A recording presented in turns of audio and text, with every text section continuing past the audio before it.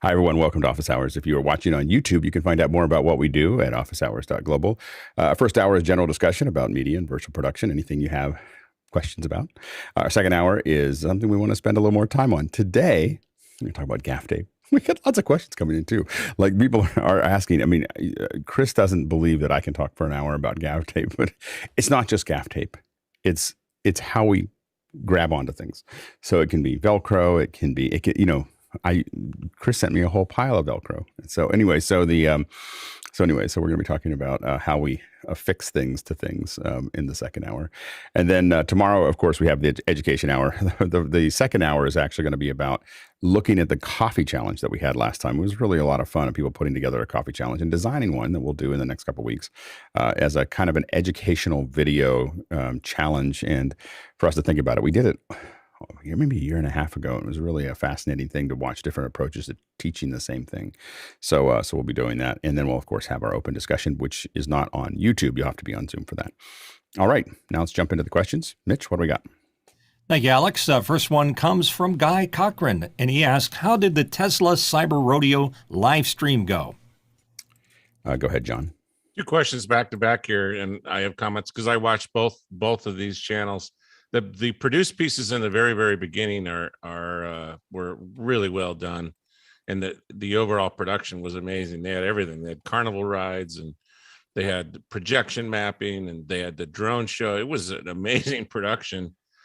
He's just so uncomfortable on it's. I don't know what it is. It's just he's really got a weird stage presence. But I enjoyed the presentation. Go ahead, Bill. Yeah, having been a little bit involved in part of it, I thought it was really interesting. I mean, it was a big event. Going in to do, I think it was 8 hours or something like that, live, continuous. You can imagine the pressure that puts on the host to be hosts in this case, to be constantly engaging. And it was interesting listening to the back channel, and just in terms of how many moving parts there were to put something like that on the air. It was pretty impressive. Yeah, absolutely. Go ahead, Chris. I agree with John. As a shareholder in Tesla, I know this is SpaceX we're talking about. I wish that Mr. Musk would never speak in public again. I mean, here's the thing: he should hire somebody to be him. He's got enough money. He's got more money than God. He could hire, a great actor and say, "You're now the CEO." Just say all this stuff. It's not charming. It's disconcerting because I look at that. And I think the guy is pretty well into the spectrum, and that's not the problem.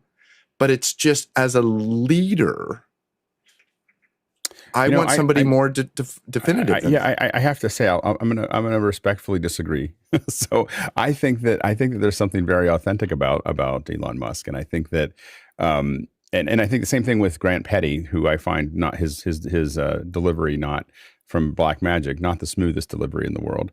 But there's something about passion that I think comes through with both of them that is that you wouldn't see, and I would actually rather watch Elon Musk stumble through what he stumbles through than many CEOs who are reading teleprompters badly and kind of very stale and static and everything else. And I think that he does the funny thing is that I think when he gets started, there's a lot of stuttering, but oftentimes he'll get into a role about something he wants to talk about. And then I find that to be some of the most compelling stuff I've seen him do, like of any CEO do, and then so I think he should start 30 minutes before the cameras turn on. Then just stand backstage and talk about something, and then we'll just sneak up on you. If anyone's ever seen me live, when I start off, we see you live every single morning. I know, but I do the same thing every morning, so it's nice and safe. But if you see me at a conference, the first 5 minutes is horrible. Like first 5 or 10 minutes, I'm kind of like stuttering around and feeling my way through how I'm going to do this thing. And then once people start asking questions, I think the big thing with Elon Musk is they shouldn't have him. They shouldn't have him try to say anything. They should just have him answer questions because he knows what he believes and he knows why he's doing what he's doing. He just doesn't stand up and do a thing. We did. The funny thing is we did an event with Richard Branson and Elon Musk talking to each other. And if you want to see an uncomfortable start, that's about as uncomfortable as you can get because both of them were very stammering and kind of whatever. But then when they got into it, it was magical. Like by the middle of that show, it is just these thinkers that are thinking, and you can see the gears turning, and you can see them working through, why they do what they do. And it was just a really, and I think that's when I would rather, again, I would rather see authenticity than cleanness. Now, what I usually complain about is when we have, I always feel that all speakers should speak in their native language, like whatever their first language is, they should all speak in it, and we'll dub it, for them if they can't do it. I have a hard time with speakers who are trying to speak English that don't do it very well, and I find that to be hard. So, but I think that I will beg to differ. I believe that he is. I really enjoy watching Elon Musk, probably more than almost anybody else, knowing that he's not. It's not that he's good at. He's not. He's definitely not trying to. He's not a salesman in the sense that he's just really believes in what he's doing, and I think it comes through. Go ahead, Bill. Well, it's an interesting thing you're talking, and this is a kind of a subset of it, but I think one that's important. There's a phrase called burying the lead, comes out of the newspaper business, and I found I was doing this consistently. I used to write an article, column for a magazine, so every month I had to do it. I did it for about 10 years. And when I started learning that I was burying the lead, it was my third or fourth paragraph was often I get rid of the first two and it would start much stronger. I think people do organically need a little time to get into the flow of what they're doing before it settles in, it clicks, and all the cylinders are running. So it's interesting that you say that about Elon and other people who have these public roles. They may be doing that. They may need a longer up ramp to get into things. I don't know how you'd solve that, but I think it's a real thing. And again, I find most executives to be horribly painful to watch speak. There's a handful of them that are good at it. Mark Benioff from Salesforce, I got to watch him a lot do presentations, and he went from being pretty much a rolling 737 disaster to probably one of the best C-level speakers in the world, over a lot of training and time and process and everything else for him. I don't know what it was, but I'm saying something happened because he definitely picked up and tightened up, and he's really, really good at it now. But there's very few that actually can carry the conversation. Steve Jobs had it, but he was quirky. We liked it. We liked that quirkiness. But everyone tries to reproduce what he does, but that was him. He was really good at it. And what really saved Steve Jobs was not so much the presentation quality, I will say, really good products. It turns out that he was selling something that everybody actually wanted, and I think that there was moments of genius with Steve Jobs, but not constant. I mean, if we think back to those keynotes, there was a lot of like dead space where we had time to type, while we were covering the event. And everything was magical. It was. I'm tired of I find I just laugh every time it says it's the best iPhone ever. I mean, I'm just waiting for them to come out and go, we're giving you a break because we just couldn't do it this year. I mean, it's just like, of course it's the best iPhone ever. Why would we be here otherwise? Go ahead, John. So juxtapose Elon Musk on a podcast like with Lex Freeman or on Joe. He's fantastic in that situation, like you say, where it's interactive and he's talking to the audience and we can't hear what they're yelling, and he stumbles and he's drinking his drink. And I will say, to your point, is that he should, and to Chris's point, he should not present anymore. You're right, Chris. He should not present anymore. What he should do is do Q&As like what we do here. Like he would be, let's get Elon Musk on to second hour. That's what we need to do.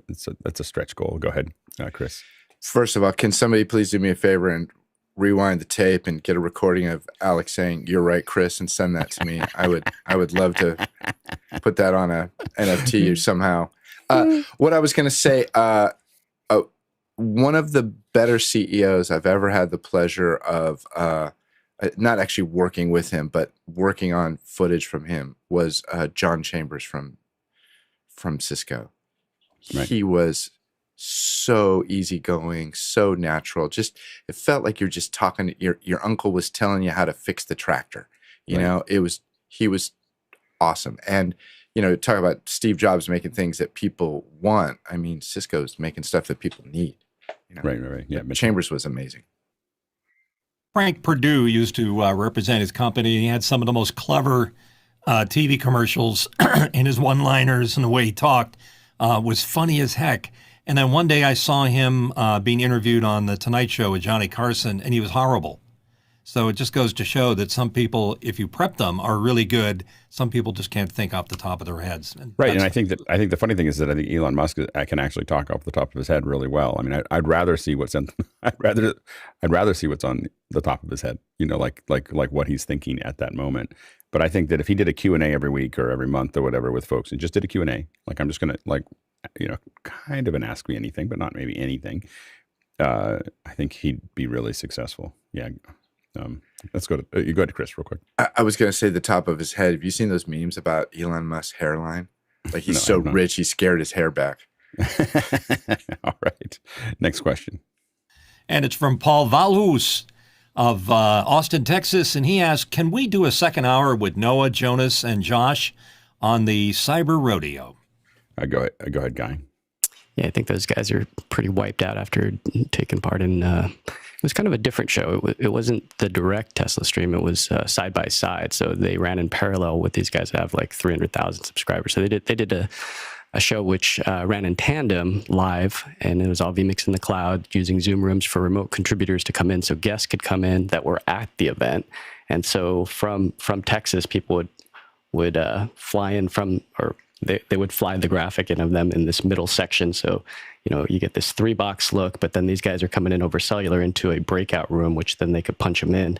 So during the preamble up to where Elon took the stage was hours. So this is like 1:23. The whole show was like 6 hours. These guys hung this show for 6 hours. Jonas and 30 other people in the back end, all from 6 different time zones, a lot of them from office hours, were helping produce this. And so Elon takes the stage here. And then even after the show, you get, again, they're breaking down the show with graphics and stills. And they're even bringing Noah here in the middle. And you could see these are the remote Patreon people that they were able to punch in. So I know Alex would say that that's super dangerous. And I think that they found that because of the low bandwidth issues in Austin at the factory. There wasn't like proper Wi-Fi for everybody. So like this user Tesla Raj looks like he's frozen. So you can see what happens when you the joy of live, or maybe they froze that one, but they did say that there was definitely some low bandwidth issues there. But you can see that they hung this thing for 6.5 hours.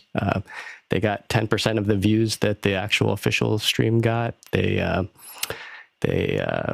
had 160,000 views, and again, remote contributors from all over the world. Unity comms by Tucker, really cool transitions in vMix. So pretty cool event. Would love to see these guys come in for a second hour and show us how they did it. Absolutely. Go ahead, John. I said it all. Very good. A shout out to all our guys from Office Hours, including Jeff Woodgren was part of that team as well. They did a great job. I was talking to him right before the show. So hats off to the guys. Absolutely, Bill. And I had probably the least part of this, a tiny, tiny, tiny part, but I have to give the props to our own Paul Valhus, whose question this is. Paul did one of the great inserts live from the outside of the factory, and it was such a great value add. He went out and talked to people, and there were crazy people outside, and it was one of the most entertaining sections of this. So I think everything everybody here has talked about for so long about how to successfully do a live on the site thing came into play, and Paul was able to just crush that little segment. So good job, Paul. Yeah. And we'd love to have them on for a second hour. So if someone knows them, then let us know. We'll schedule it in. Next question.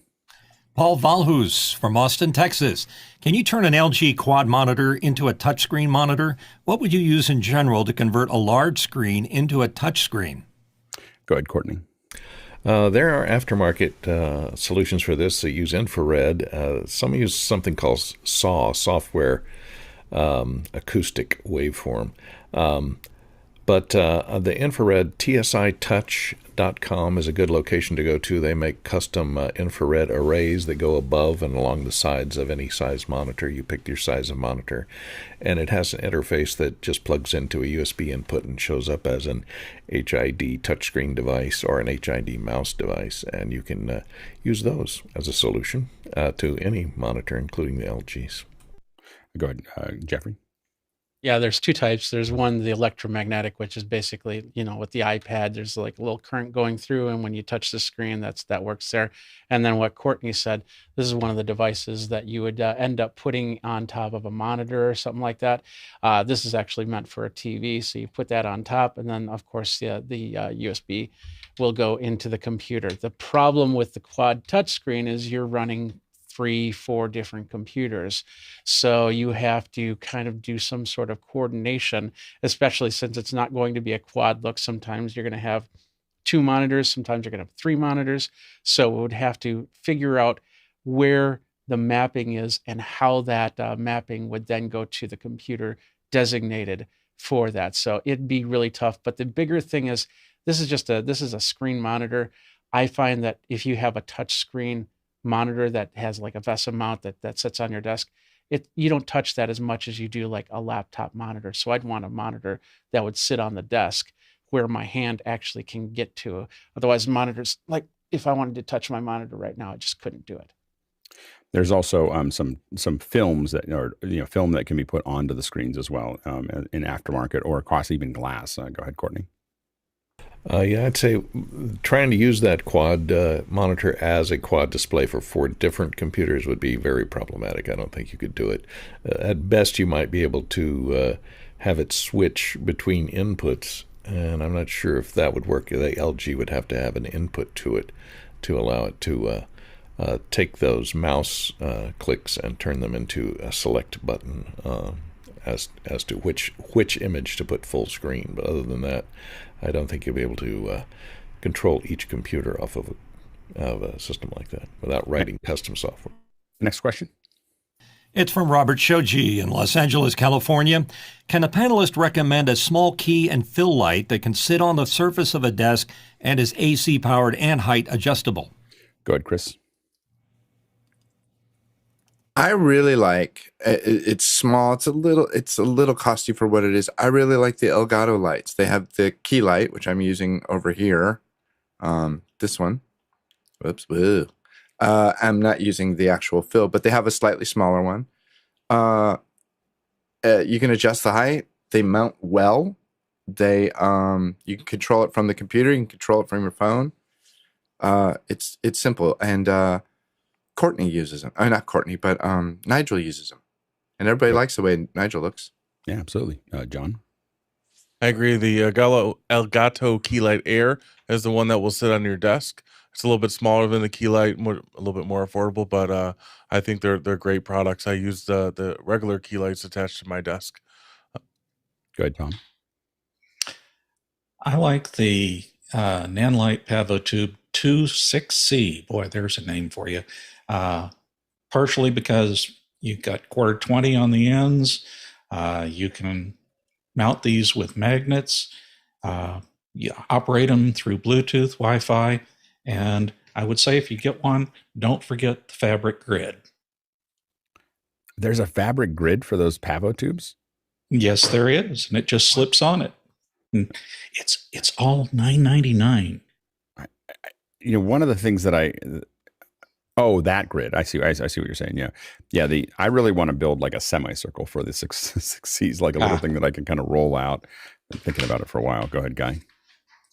Yeah, in addition to all those, we stock almost all those. The Elgato one is cool because Jonas is making some remote stuff as well. But I've been showing off this little $59 one that can turn and then grow, and then you can position it wherever you want, and it's got the control so you can turn it on. But it's nice because it can go to wherever you want. So if you want it right there, that's cool. It's pretty nice to look for $59.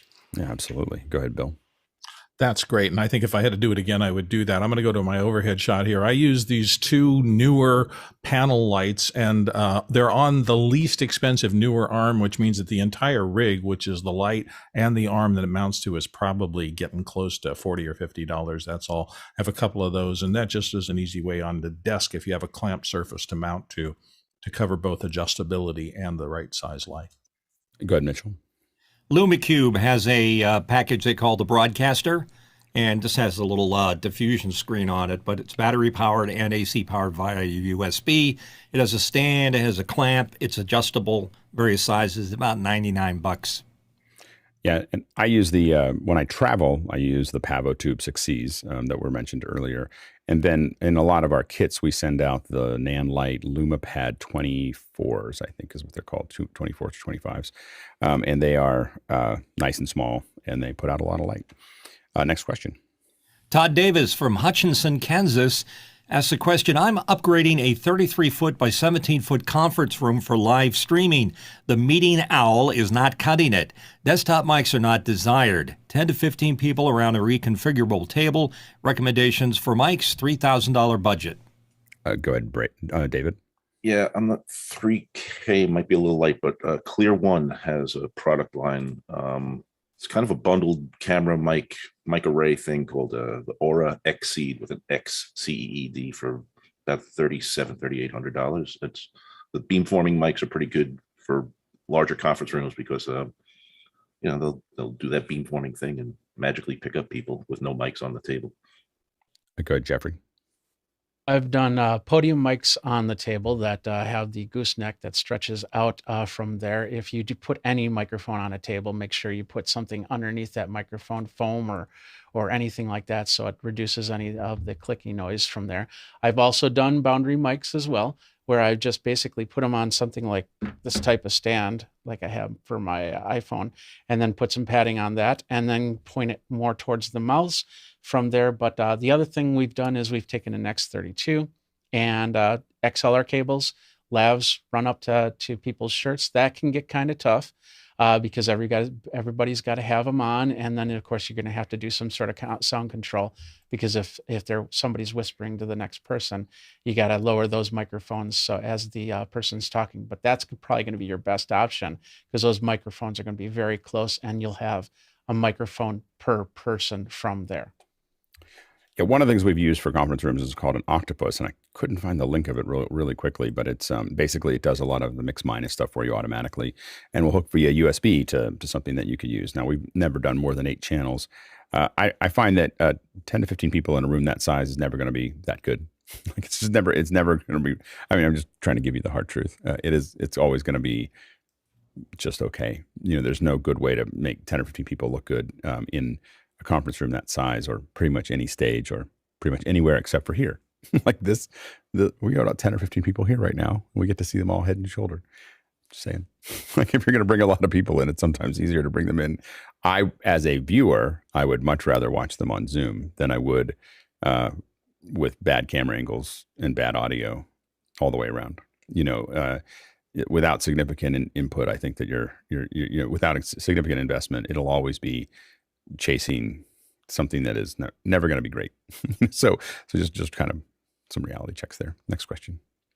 Eric Price from Kansas City has a question. How do you choose what computer screen your Atem sees? My Atem acts as an extended desktop and to show something from the computer. I have to drag it to that desktop, which I can only see on my tiny prompter.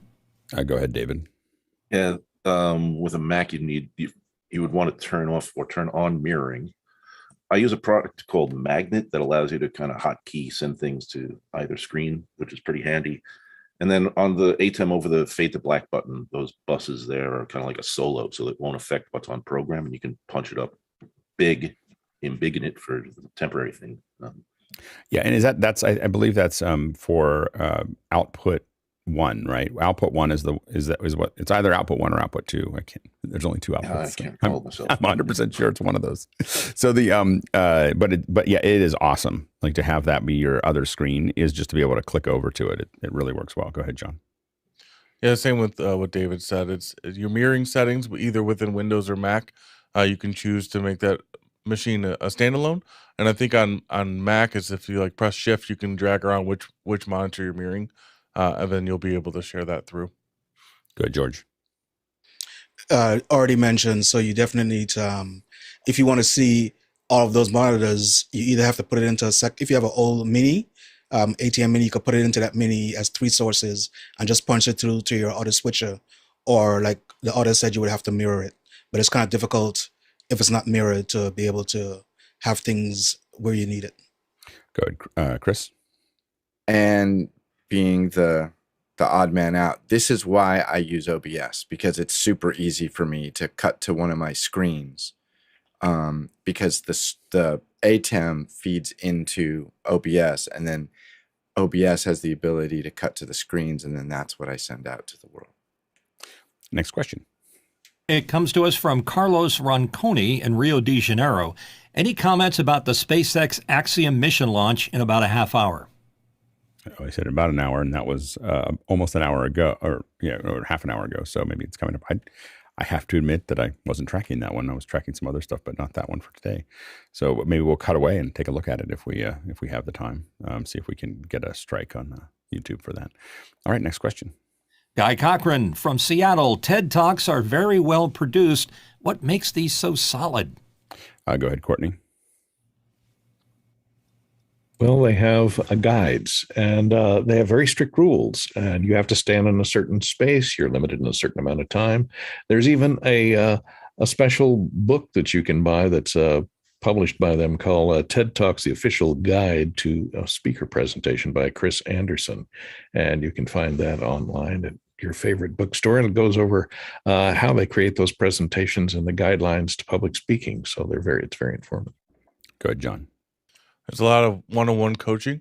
So you're going to run through that a ton of times before it's recorded and presented in the Tech Talk format. You're going to do a bunch of local shows. You're going to get really comfortable, familiar with what that is, how it looks like, and then you're going to be able to deliver something that is in their style. So they're going to really coach you to kind of conform to what they want versus maybe what you would see in a normal show. Just ask someone to speak, they show up, do their presentation. Yeah, go ahead, John. I want to differentiate between TED and TEDx. TEDx are the licensed organizations that license the TED. I've seen some horrible TEDx presentations, but TED presentations, Chris Anderson does a fantastic job curating those speakers in 16 minutes, like Courtney said, exactly right. Yeah, go ahead, George. So as mentioned already, everything else, but I think the 18 minutes is the key. I think also, I just did a show this past week. We had about 20 panels, 10 minutes each. And I was kind of surprised that the things that we do in office hours, about 10 minutes seemed to be, it was fast, but I think it was so efficient to get the content and off the screen. So I think 18 minutes is the key for TED Talks. Yeah, go ahead, Chris. This may be irrelevant, but I can tell you they're all cut in Final Cut 10. Very good. It's a lot of work. Like to do these kind of presentations, they bring people in. TEDx has turned out to be a great farm team for them, as was mentioned earlier. So people speaking at TEDx is really the farm team to being on TED, and so people get to see it, but I don't think people understand like how much we've done some behind the scenes stuff, and I've been at a TED, and there's an enormous amount of work on the back end to get everything just right. And so by the time they present it, they know it by heart. And so they've definitely, and that is with any large presentation. I mean, I think the idea that someone just shows up and does their presentation, that, that's educational, government, small corporate. Those are the people that do that. Once you get into the big games, where they're showing to a lot of people, generally they assume that you're going to talk to some specialists before you actually do anything. There's a company called Duarte in the Bay Area, and they kind of fix everybody's slides. so anyway, and you kind of work through that. Next question. Eric Antonio from Washington, D.C. asks, what are the panel's favorite Mac apps for cleaning up finished stereo music, levels, EQ, for vinyl tapes, etc.? Thanks. Go ahead, Tom. Well, for quick EQ, normalizing levels, trimming, and so forth, I like Audacity, and it's free. Go ahead, John. I use Logic, and then I'll use RX9.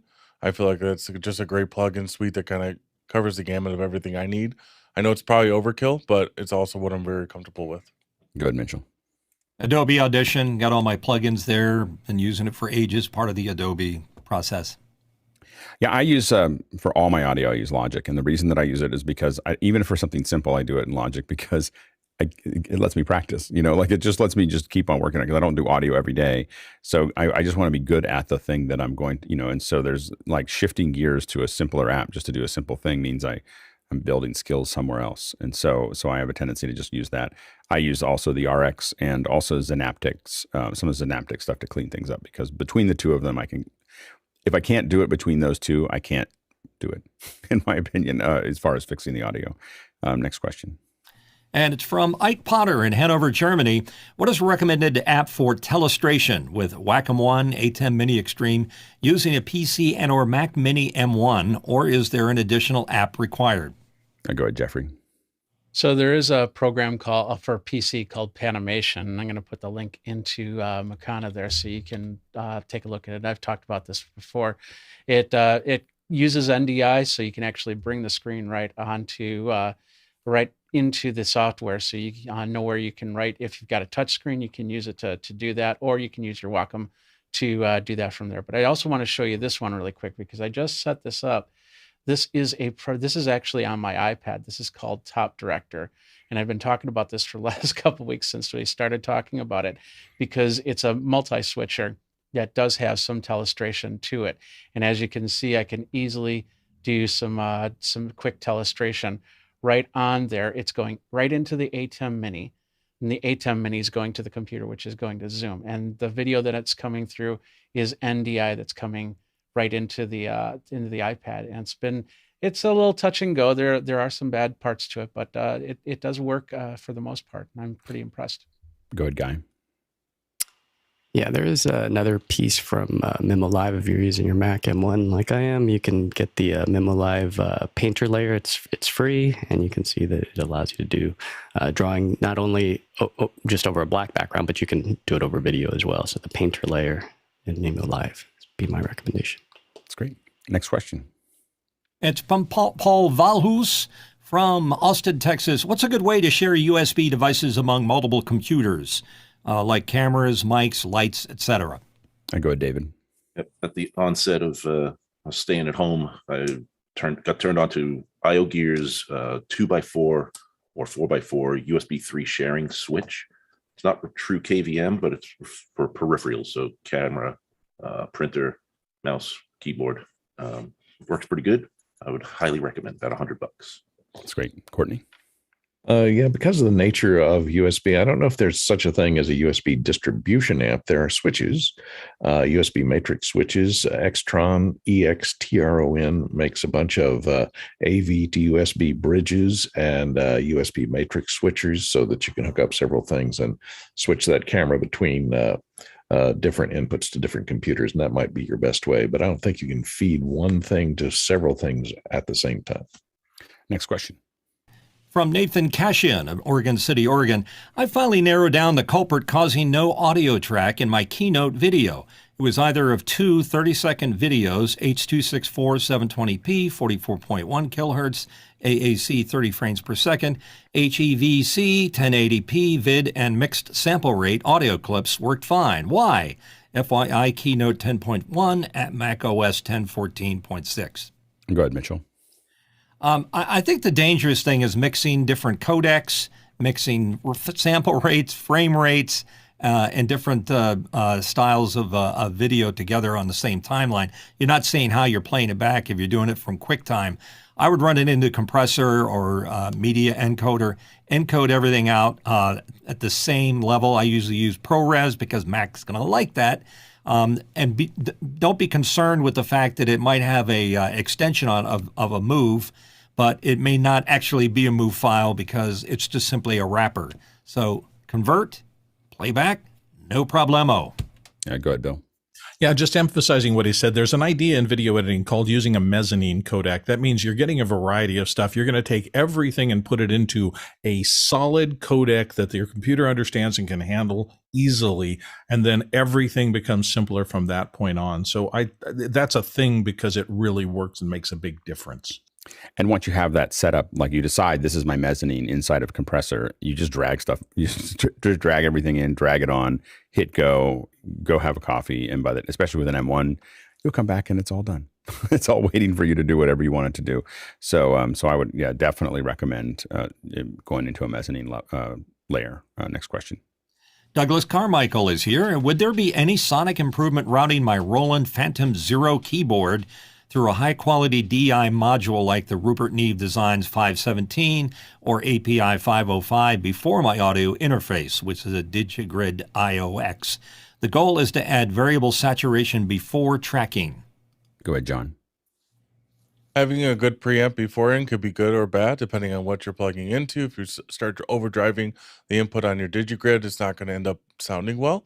I always recommend adding to post, getting a really solid, clean signal in. You can do anything with you want with it. You can change your mind later. That would be my suggestion. Go ahead, Mitchell. I think the Neve in particular is extraordinarily expensive. I've got an 8801, a Neve 8801, and it sounds wonderful, but it might be overkill for what you're thinking. Yeah, go ahead. Let's go to the next question. All right, next question from Gilberto, Santa Cruz, Bolivia. Any update on Instagram non-breaking toss live streaming? I don't think that anything has changed. I think that you still need to use something like Yellow Duck. So Yellow Duck will find you the RTMP input that you need to get in. This is still breaking the TOS. There's no guarantee. So what I know is that I've never seen anyone like lose their account over using Yellow Duck. What happens is that there is occasionally, if someone's paying attention and you're high enough profile, there's people at the company that can just push a button and your stream will end. So it's not knowing whether your stream's going to succeed or end is really the risk.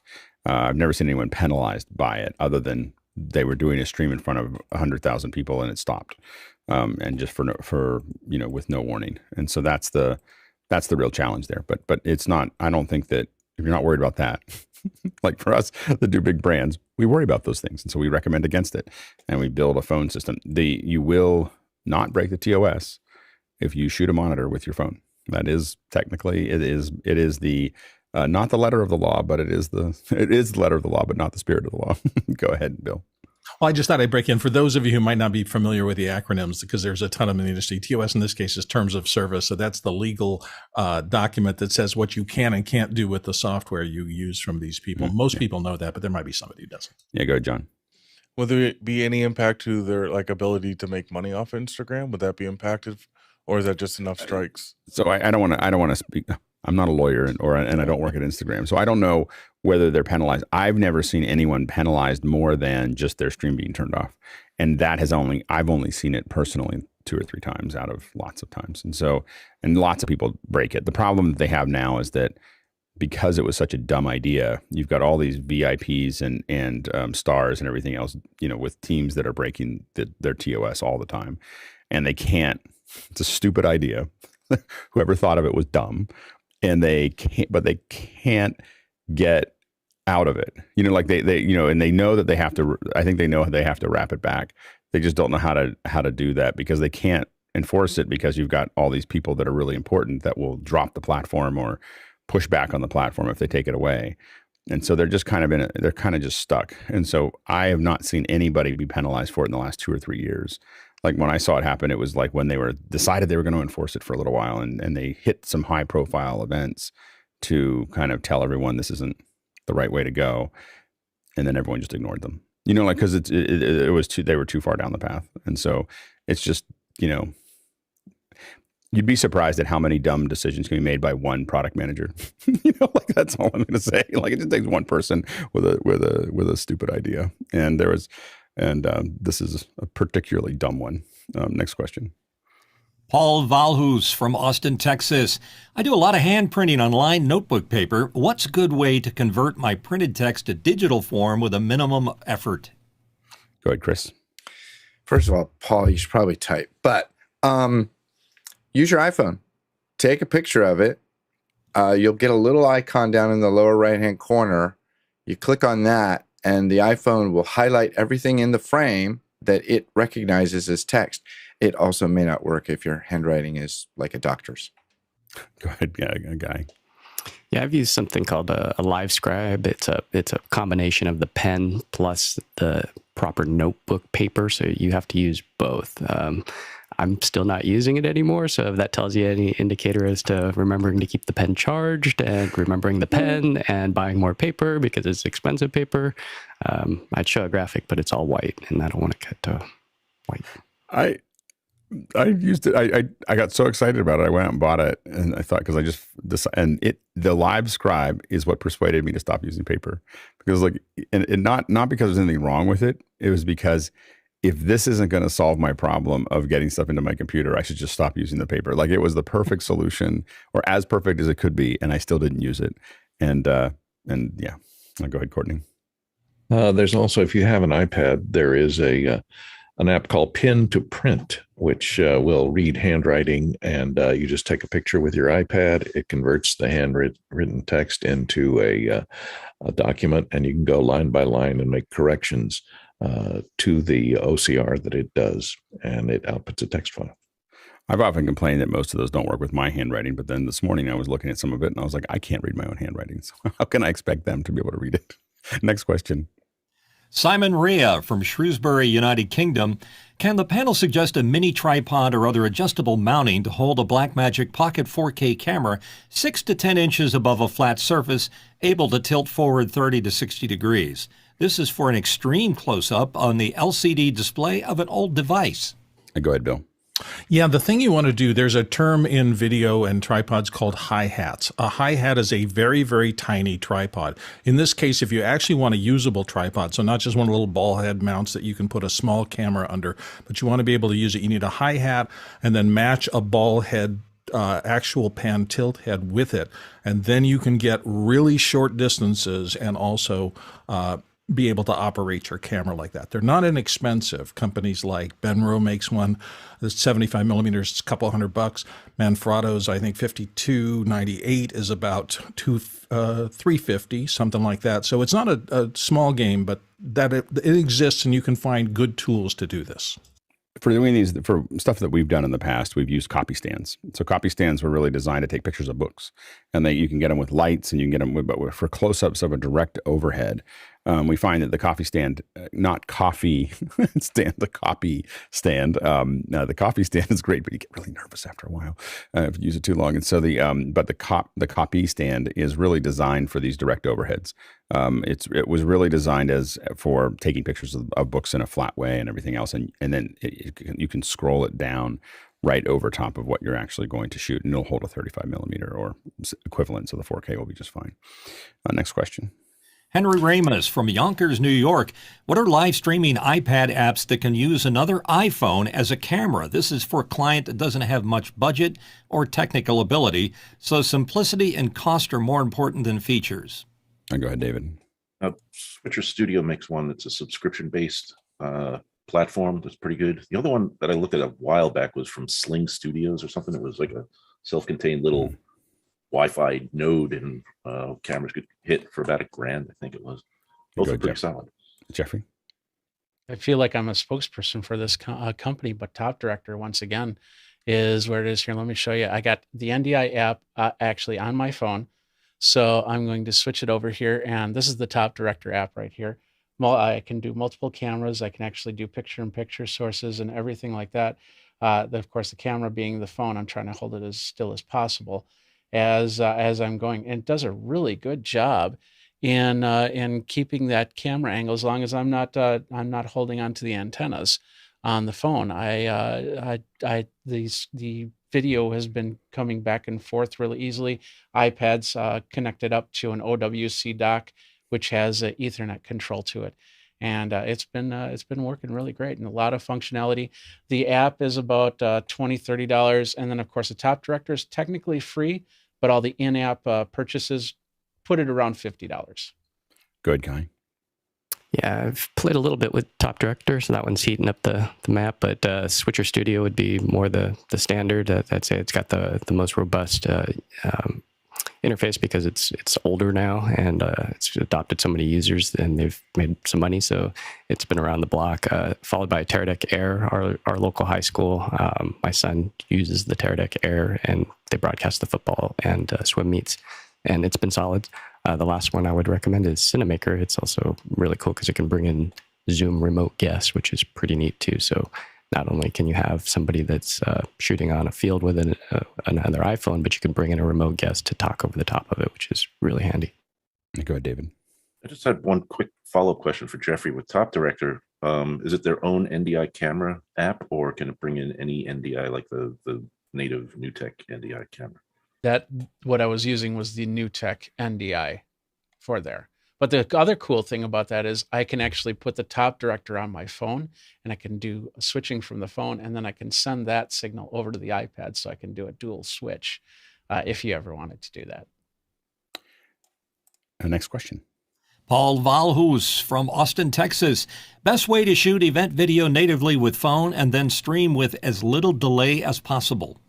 Go ahead, John. So I'm assuming that you're wanting to stream it at the same time you're maybe local recording. I've used the Streamlabs app, which allows me then to multicast to anywhere I need to or go right to YouTube. If you're pushing into another person's event, I would probably recommend Zoom. It allows you to just bring that video in, and then they can do whatever they want on their end. If you're trying to do it where you're actually shooting something and then you're going to play it back somewhere else, just remember that it's better to hook your camera, your phone up via, what is it, camera capture, image capture, and you can pull the files right off really quickly. So if you're trying to use it as it sounds like what he's trying to do is bank it and then play it back relatively quickly as opposed to doing that. So that'd be one thing to think about there. Go ahead, Guy. Yeah, it depends on where he's pushing it out to.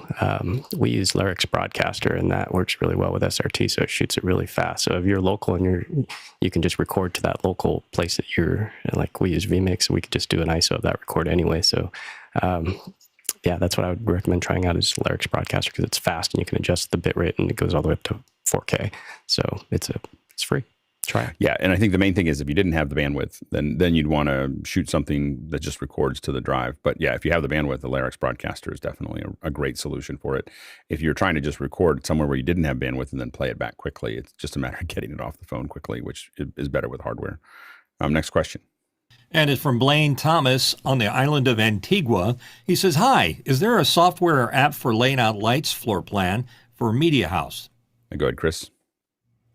Yeah, a friend of the show, Jem Schofield, I think he's been on a few times in the past. The C47, I think, is his website. I can't remember what the name of the app is, but he, a couple of years ago, showed a thing where literally he had like a little 3D space and he could like pick a light and say, I want, this kind of light and point it here and adjust it like this. And it was pretty cool. You could like pre-light a whole scene. I can't remember what it's called. Sorry. Yeah, go ahead, Bill. Yeah, there's more sophisticated ones. I still use OmniGraffle, which we've talked about a good little bit on the show. It's a nice little kind of layout program, and it has a good little bit of functionality in terms of lineup and things like that. Also, there is a sub-site, I don't know if it's run by the same people or different people, called Graffletopia, where you can go in and license a lot of things. One of the things they have there are standard lighting instruments like Fresnels and Licos and things like that. So if you want to just play around with a two-dimensional lighting plot, it's a pretty simple and inexpensive way to get into that. Just an option. And Vectorworks is one that in the lighting world, when I get drawings from someone, 99% of the time I get them from Vectorworks. So that's the folks that they have some stuff that lays out. It's kind of a CAD program that lets you do it. If you're in after hours and you see Tlaloc, the person to ask is Tlaloc. he's going to be able to tell you. Unfortunately, we don't have him on the show, and he's probably ripping his hair out listening to us talk about this because I don't think any of us hit the mark 100% on that one. So anyway, hopefully he'll chime in at some point. Go ahead, Guy. Yeah, I know that you follow Matt Workman on LinkedIn, Alex. Didn't he have an app? Is that the one that we were trying to think of that Jem Schofield uses, the Cinetracer app, or is that something different? I don't know. We do. I mean, one of the things that's kind of cool about there are some sets. This is just kind of a cool thing in Unreal Engine. We were designing the stage that we had, and Chris Fritchie put the set. Downloaded one of the sets that is in the marketplace. It had DMX controls in Unreal, so you could run the lights with DMX inside of Unreal. So I definitely think that there's a big future in using Unreal for really modeling those things out and seeing what they're going to be like. So, but we should probably that's probably a second hour. Maybe Tlaloc did such a great job on Wednesday. I think we might need to bring him back and have him talk more. Next question. Gilberto from Santa Cruz, Bolivia. Can anyone comment on using Edelkrone motorized jib as a floating camera on live events? Go ahead, Bill. Edelkrone, the company out of Germany, has a long history in photography and in accessories and things like that. So they're a really solid company. They make some pretty good stuff. The Edelkrone Jib 1 is probably what he's looking at. It's around $1,250 US. It's a nice thing. It's a relatively short jib, so that doesn't mean it has really limited use. I mean, long jibs are good for some kinds of things. Short jibs like the Edelkrone Jib 1 gives you a lot of flexibility in terms of being able to move your camera around in 3D space. And this one's motorized at that price. I would think that it would be a reasonably safe bet because they're a solid company. They've been around a long time. Next question. And it's from George Kennedy in Washington, D.C. For those that got the new Mac Studio, how's work life with this new machine? I have the new Mac Studio. I don't get the Ultra. I have the highest of the Macs, and it's super smooth. Oh my God, I haven't done anything hard with it yet. I've been so busy this week. It came last weekend, and so I have it integrated here. It's really nice to have more I/O. Like I just have to say, having a bunch of Thunderbolt connections has made things a lot easier for me. I was just constantly juggling. I haven't pushed it where I have done any heavy rendering yet, but I will be hopefully doing some of that this weekend. Next question. Kyle Hammond from Chicago, Illinois. And the question, what is the panel's preferred method of changing PDFs to PNGs? Go ahead, John. I use Adobe's website if I'm just doing a few, but the Adobe Acrobat Suite, if you have that, you can end up doing bulk edits with all the same settings for exports, which makes it very easy. Go ahead, Mitchell. Yeah, you can also do it in Photoshop in addition to Acrobat. Yeah, go ahead, Chris. If you open a PDF in Illustrator, you can probably get into all the little details about, depending on what it is. And I do a lot of stuff where people send me like, a chart or something like that, and I break it apart in Illustrator into layers so I can animate all the individual bits and bobs. Go ahead, Bill. If you're going back historically, Salsagoyan's Automator has plugins to do this, and I've done batches of thousands of documents that were sent me into the wrong format, and it'll shift them all really quick. It still works beautifully. Next question. And Gilberto from Santa Cruz, Bolivia again, looking for a system that fulfills most university needs, covering their own main and small events. I was thinking about a TriCaster 410 Plus paired with NDI cameras, but I'm a little concerned about reliability. What are your thoughts? Go ahead, Jesse.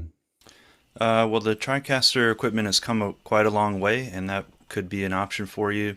But you could also consider something like a Dell computer with next day service and vMix, or something like that. That way, the students get more of the theory and the hands-on approach rather than sort of a completely integrated machine where they're sort of just pushing buttons.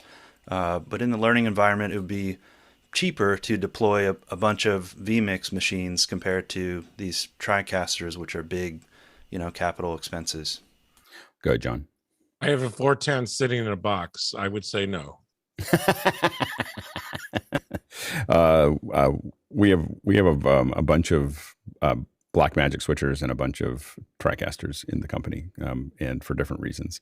I would absolutely get the Atems, the Blackmagic switchers. Like, it's so many. So I will admit, I just hate software. Like I hate the quirkiness of it, and giving it to students is suicide. It's a suicide mission.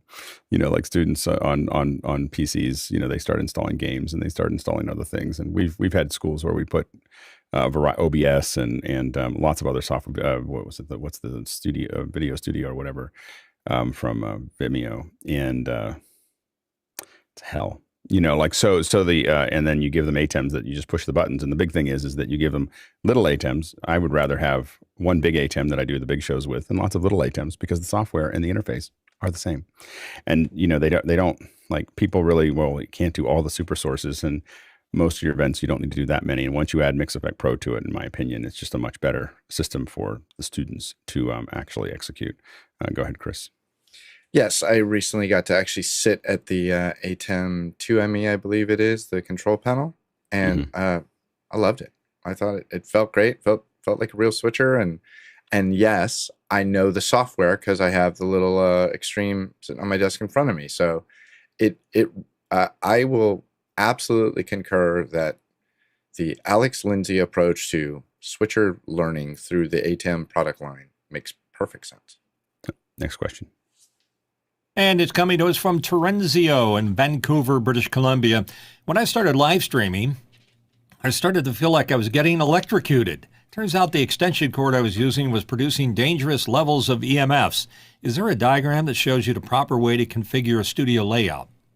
It's a great band, by the way, just in case you're wondering. Go ahead, Jeffrey. There are many. Well, it really depends on how your studio is set up. I'd worry more about the cord itself. I believe you are Type B plugs there, Type A, Type B. So the first thing that I would do is I'd make sure that the plugs were properly volted out by using meters into the plug itself and reading them. I'd use probably a 12 gauge. Well, it depends on how many volts you're getting through there, but either a 12 or a 14 gauge. 14 gauge if you got about a 14 amp, a 14 to 15 amp system, or 12 gauge if you're pushing higher, 16 to 20 amps in the circuit. So, and then of course use very reliable plugs. A power conditioner would help in here.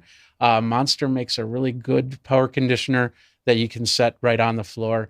It looks like a regular power strip, but it will definitely help in controlling some of the surges that might be coming through your house. But definitely get your electrical tested by an electrician.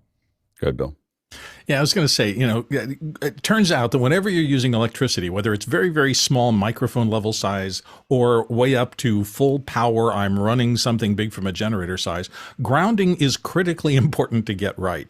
And I say critically important because while on low level signals, you might get hums and buzzes and crackling and things that are nasty to listen to, at the high side, you can move into areas that threaten your life. So it's not something to take at all casually. Sometimes bad signal means you've got bad grounds, and bad grounds in the wrong circumstance can lead to fatal accidents. So take it seriously and pay attention to grounding. Fatal accidents, and more importantly, damaged power supplies. Go ahead, Courtney.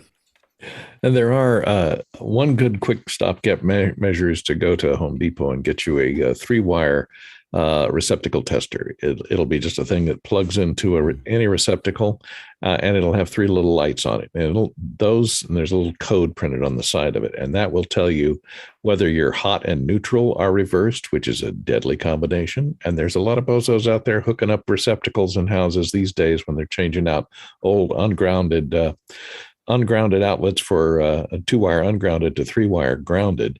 It'll also tell you if your ground is good. So it'll tell you if your ground is good and if your hot and neutral are in the right position. And just plug that into every outlet that you're going to plug anything into, and make sure the lights light up in the correct fashion, with it's just 2 lights lit up and no red light on it. And then you'll be relatively safe. And then, of course, ground, if you have a metal desk or anything, screw something into that metal desk and tie it.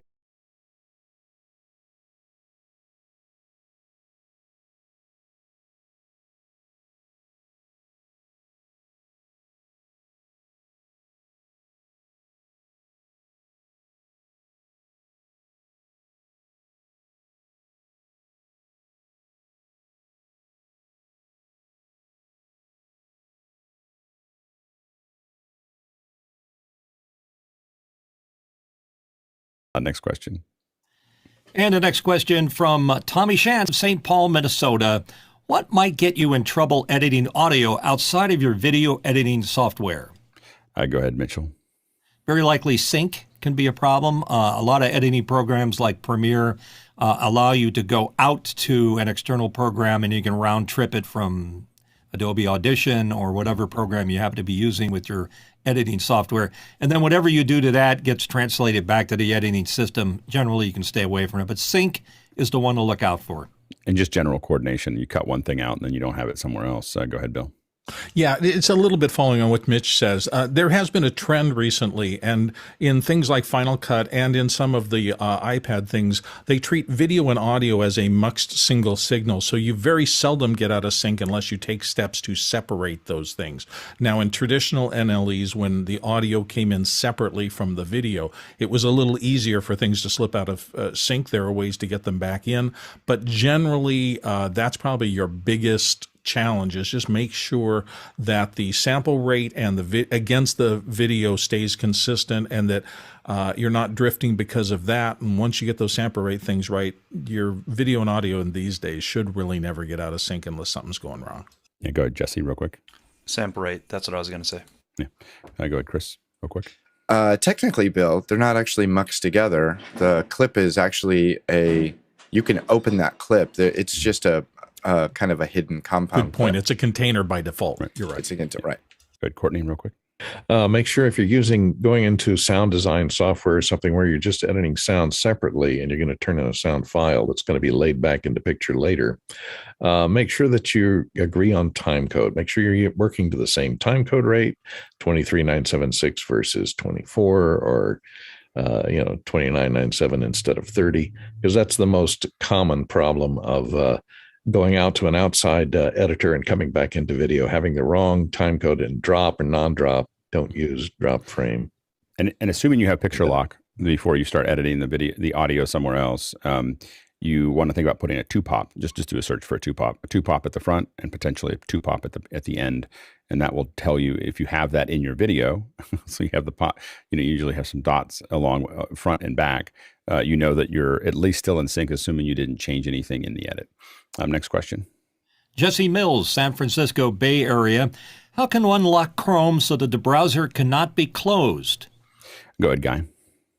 Yeah, what you're looking for is a term is called kiosk mode, and on Windows you would. Oh, John's raising his hands like, oh, you just took my answer. Yeah, it's called kiosk mode. And then you right-click on properties and you put a dash kiosk in the target. And now the trick is how do you get back out of it? And it's like Control-Shift-S or something. You can Google it. You'll find it. If that doesn't work for you, then there are apps that'll lock it out and give you some more flexibility. It's easy to get into, hard to get out. It's just like Hotel California. Go ahead, John. Guy for the win. Next question. Sorry about that. Jesse Mills from San Francisco Bay Area again. How can one lock Chrome? So I just read that one. Sorry about that. Let's jump to the next question. Our question mover is not moving very fast. Same guy, different question. How can one set up a profile picture to display in Zoom Room? Currently, it seems that there is only a green Zoom Room logo, not referring to digital signage. Go ahead, David. In the tenant, you should be able to set the room avatar, but I think that'll only show if the room's camera is off. Not sure that blue icon you're showing that shows that it's a room versus a person, I think is a different thing that might not be configurable. Next question. Next question from Tommy Shantz, St. Paul, Minnesota. Has anyone on the panel used Hindenburg for voice processing? There's a link to it.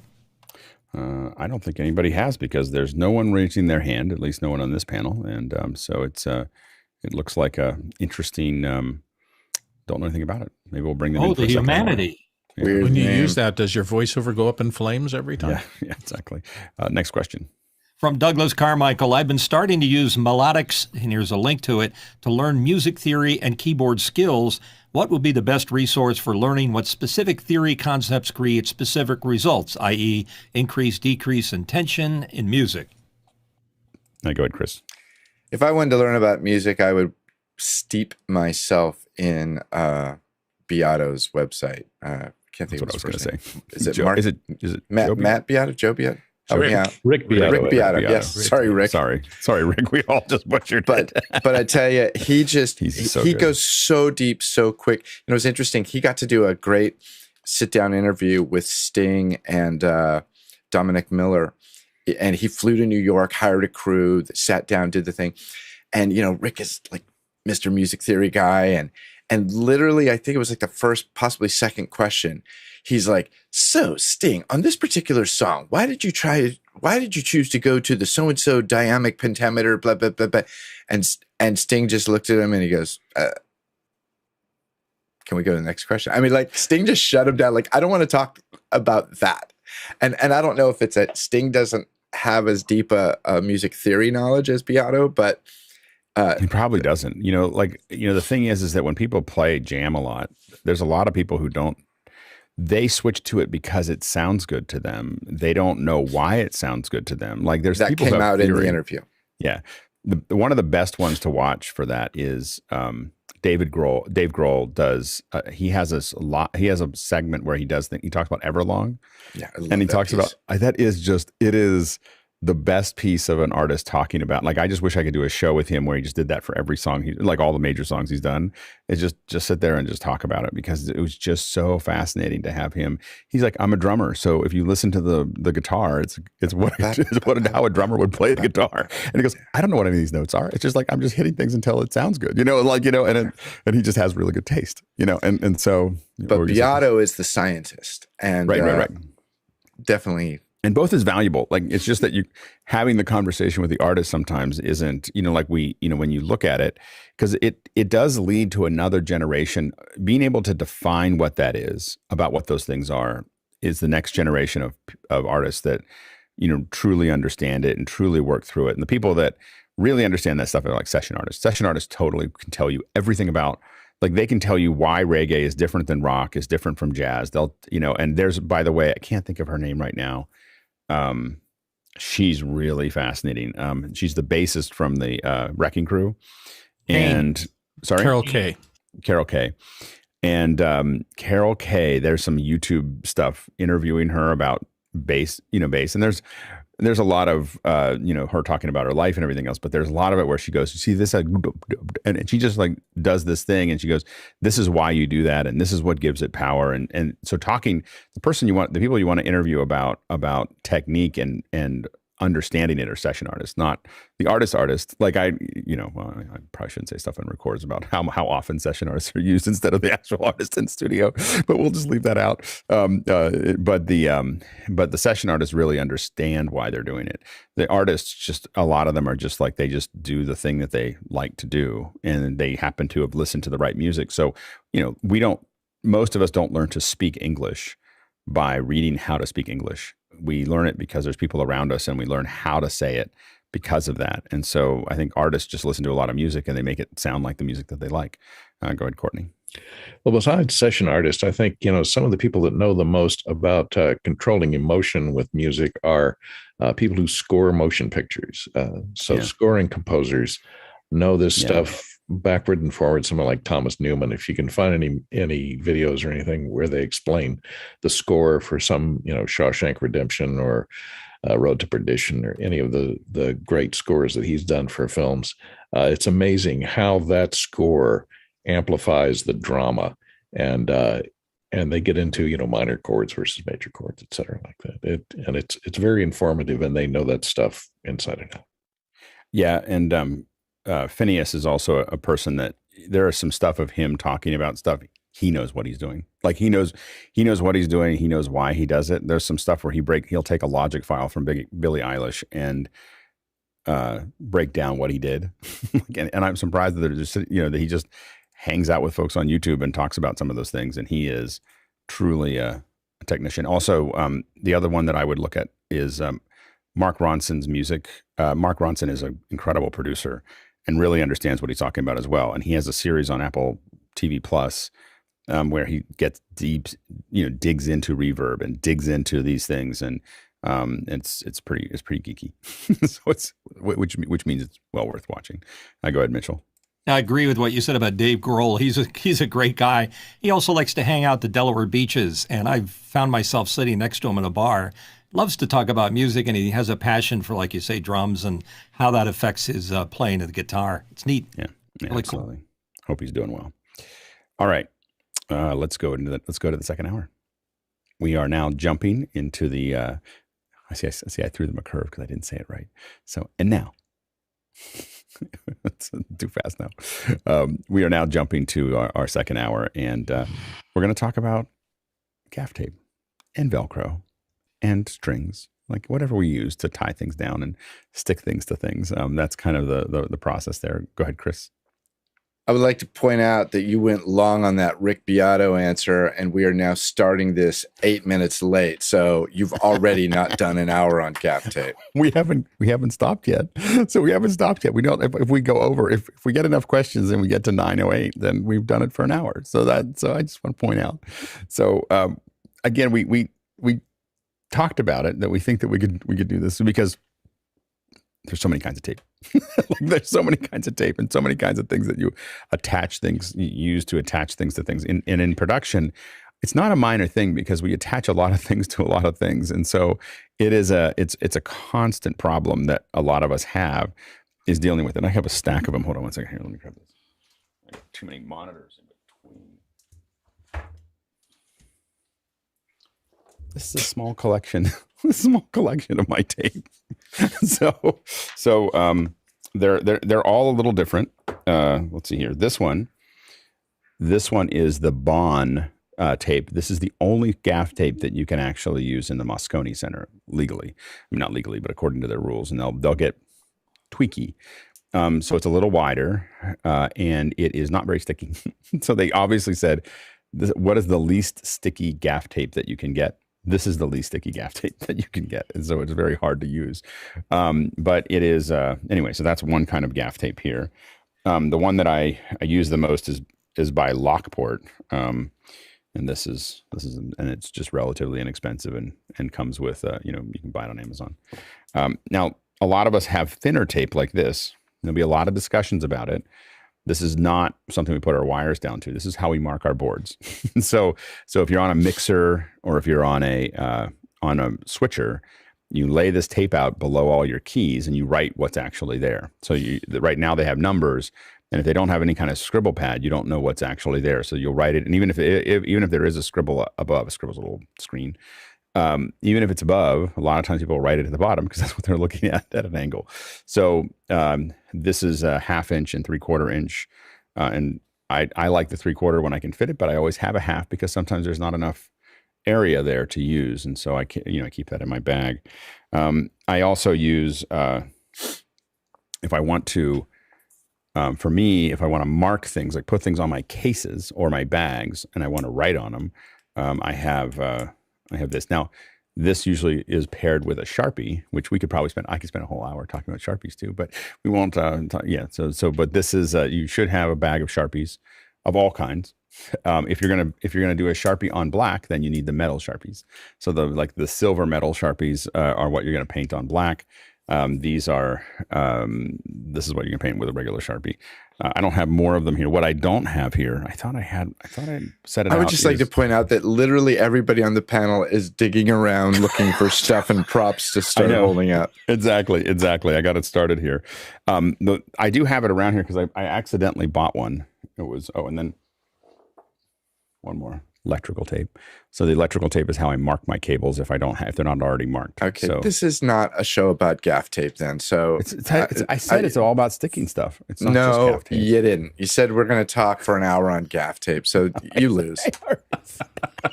He's just trying to get out of it because he knows that I can talk about all these things. The only reation I'm here is to watch this train wreck. So go ahead, do your little show.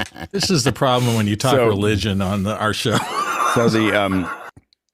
So this is just kind of set the pace. So if you have questions about any of these things, then you can ask us.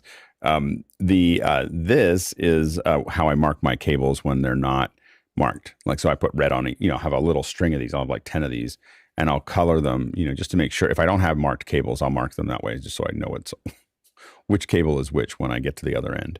And then the one that I don't have right now, the ones that I don't have right now are masking tape, which we don't use very often. I don't use very often.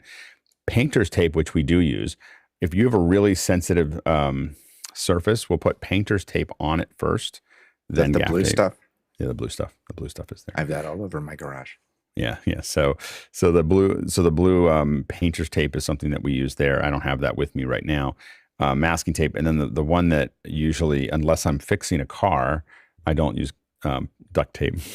so like I fixed my wife's car one time with duct tape, and I showed her what an Appalachian engineer can do with braided wire and duct tape. Put the whole bumper back on. Anyway, so it's country living. So anyway, but duct tape is the problem. Of course, it just leaves goo all over everything. Never show up with, if someone says they want Gaff tape, never assume that duct tape is what they were asking for. In other countries, so for folks of you that are listening somewhere else in the world, you may say, well, what is the difference in Gaff tape? Because when we work in Europe and in Africa and in India, we don't see gaff tape. We see duct tape, and it's all over all the cables. And it's a crazy thing. Like we don't see it. Gaff tape is a Hollywood / US thing, and we do see it a little bit overseas. But overseas, it's a lot of duct tape. It was funny when I was I'll tell one story, and then we'll jump into everybody else's comments here.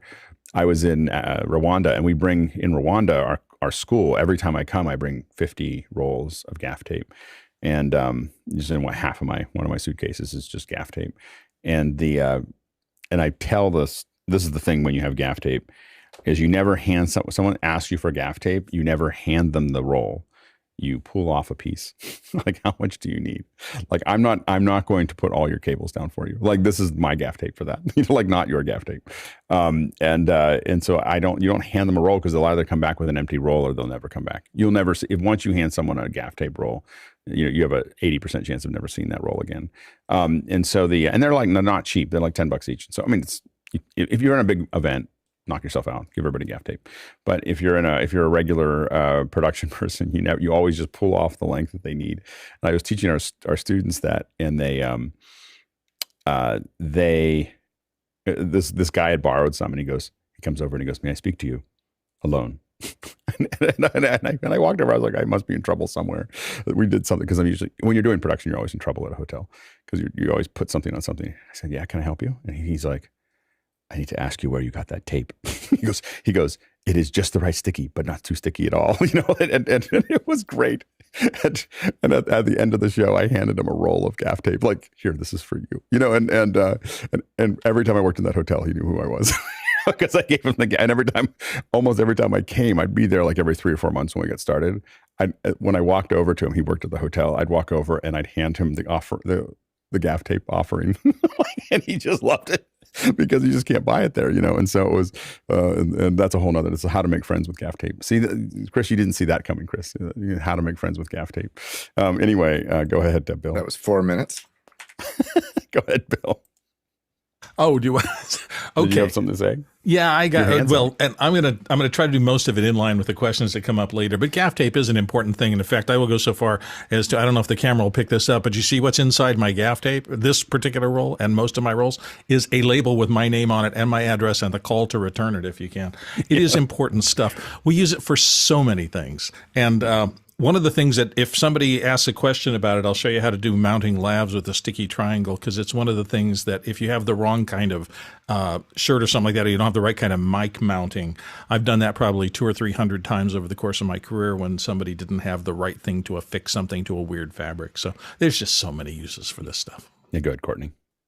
And how to make enemies with gaffer tape. One is, if somebody comes along and tapes down your cable longitudinally with one long strip of gaffer tape with one cable in the middle of it, and then they go to pull it up, and they pull it up by the cable, and the gaffer tape wraps around and sticks to itself, you might as well throw that cable away. And the solution is, there's something called tunnel tape, and I think Dennis has a graphic of it he can put up here, but it's a 6-inch or 4-inch or 6-inch wide tape. It's sticky on the outside edge, but no adhesive on the inside edge, and you can run cables down the middle of it without it getting gooey and sticky stuff all over your cable. And you can find that at many expendable stores, and it comes in the yellow jacket warning, "There's a cable here" version, and as well as black if you want to be more low key.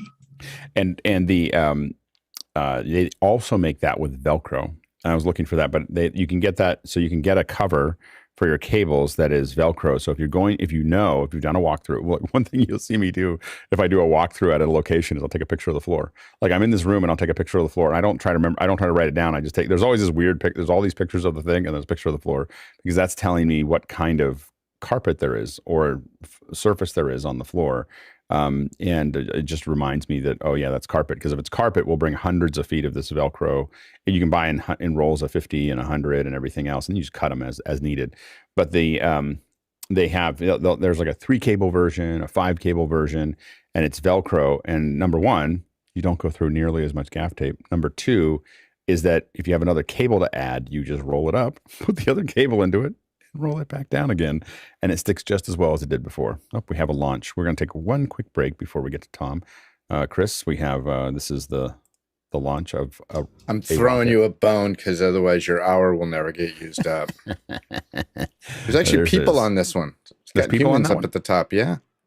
Imagine how much Velcro is on that aircraft. Exactly. Who's in there? Who's in the rocket? I don't know who. I'm assuming some astronauts. Adventurous people. We're just having a grand old time. I guess I don't know. Are they swapping out? Which launch is this? It's the Axiom. SpaceX Axiom. Mm-hmm. I guess they're swapping out ISS people. Yeah, I think. Wasn't there some discussion about the silliness of, like, they made the Russian guy go sit in a corner or something? I don't know. On the ISS. Well, the Russians have the delivery vehicle, so they have an anymore. American on board. Not anymore. Yeah, now we do. That. Yeah, I think they pulled that trigger a little too early a little too late because now we have the solution. So we're like, yeah, whatever. So there we go. It's a rocket. It's good. So John, how do they get the camera shots down? That's a second hour question. Is it?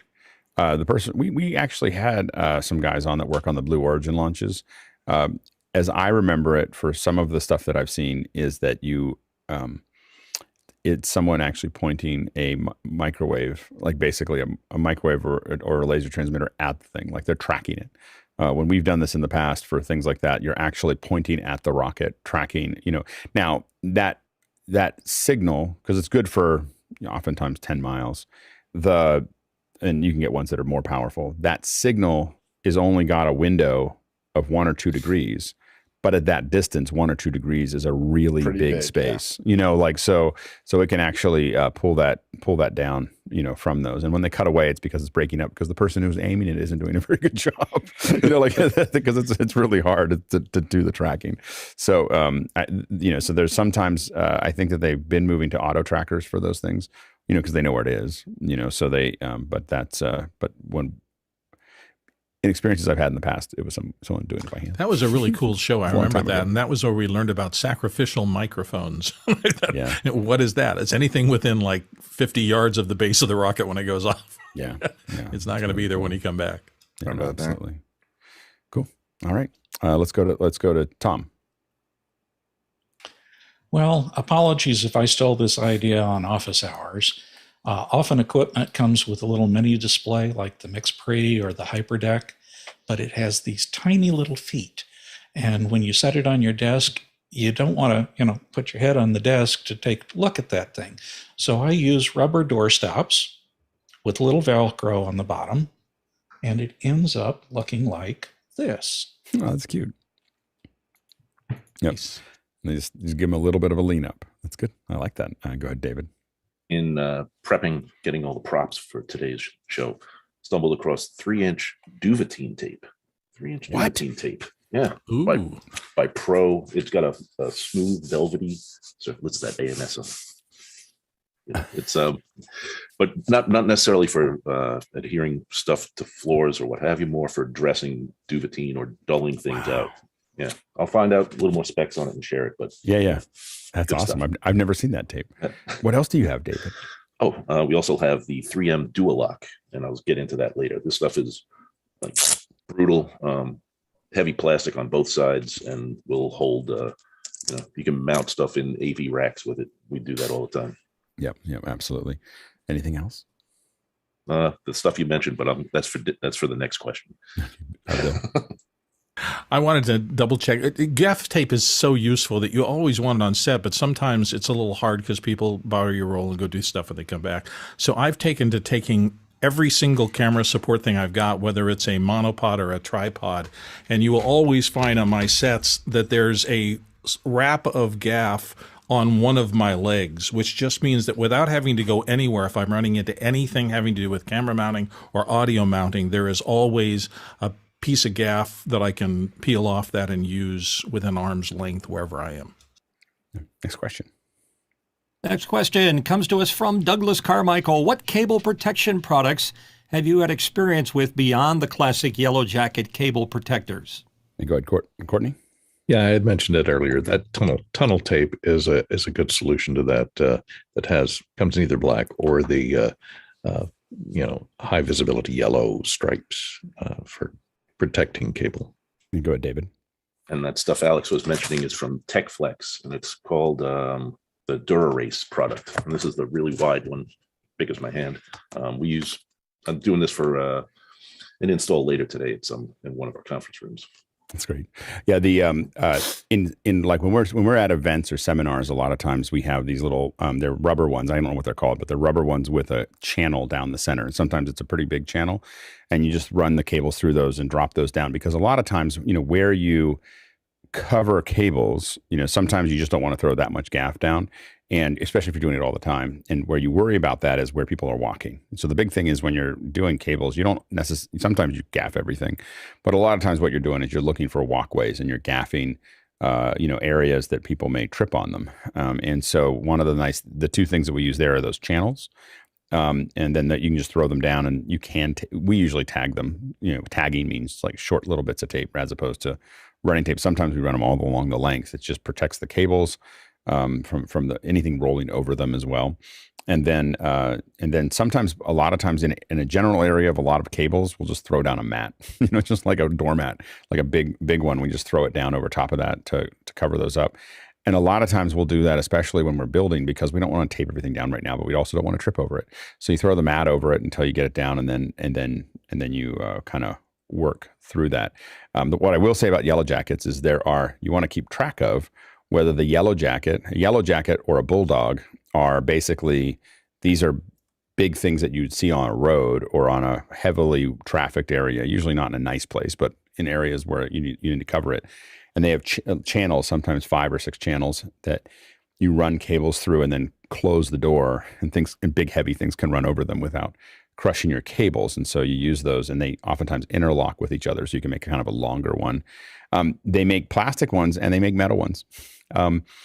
Be very careful about the metal ones. There was a I think I can say it now. There was a controversy in the I believe it was in the 2012 elections, where during the debates in Denver, Romney and Obama were there, and there was a loud bang during the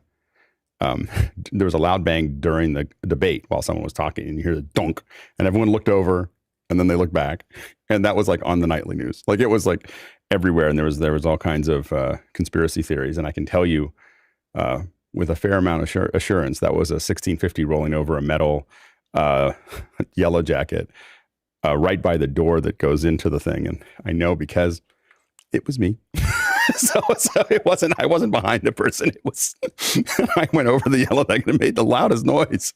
And it was the yellow jacket that goes into the thing with the door open, and the Secret Service just went, no, he's okay. like I'm not going to, I'm not going to shoot you.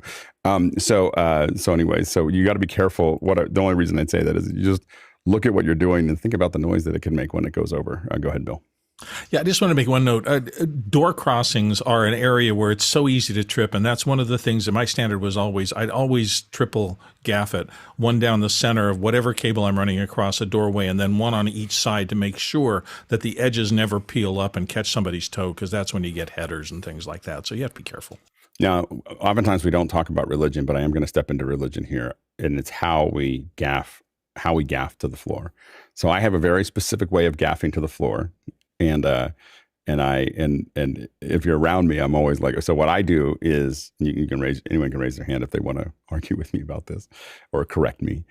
I tag it first. So what I do is I put a tag about every meter down. So I go, and I pull it really taut. And I usually go from the place that I'm starting to the place that I'm ending. And I tag the first place, and then I pull it pretty, not hard that would damage it, but tense so that it's nice and straight. And then I tag it on the other end, and then I usually tag it so it's tagged every 3 feet. Then I run one piece all the way down so that I don't have to pull up lots of little pieces later. And then, to Courtney's point, I very carefully, when pulling it up, I take one side of it and I pull it up just a little bit so I can get a hold of that tape, and then I peel all the tape off first, and then I take the cable up. But I never ever pull up the cable to pull up the tape. In any distance, because as Courtney said, the tape will quickly wrap around the cable. and anybody who does that on my crew has to clean it up. Without a razor, and that can take an hour. Like 10 feet is like an hour of work to take that off. And so a good way to do that is, and I don't pay them for that either. like it's like, yeah, go ahead, Chris. A good way to do that is to sort of walk up the cable right behind where you're pulling it up, so the cable doesn't lift up with it, and get the tape wrapped around it. Yeah, that's good. Next question. And it's a question from Chad Lafarge, Columbia, Missouri. What's the most surprising, expensive, precious thing you've been seen secured using gaff tape? Go ahead, David. Yeah, again, I'll lean back, not gaff tape, but the 3M dual lock product. And we'll use it for building out AV racks where something might not be a full RU in width or in height. You get one of those mid-Atlantic shelves and like a Apple TV, you put two of these pieces on it. Thing is there, earthquake proof, whatever. Well, yeah, I can't say that, but yeah, it's pretty solid. Go ahead, Courtney. Yeah, another vote for dual lock. I use the Scotch. You can see how worn this is. This is the extreme dual lock, which is the large little mushrooms on it. You can see it peeking through there.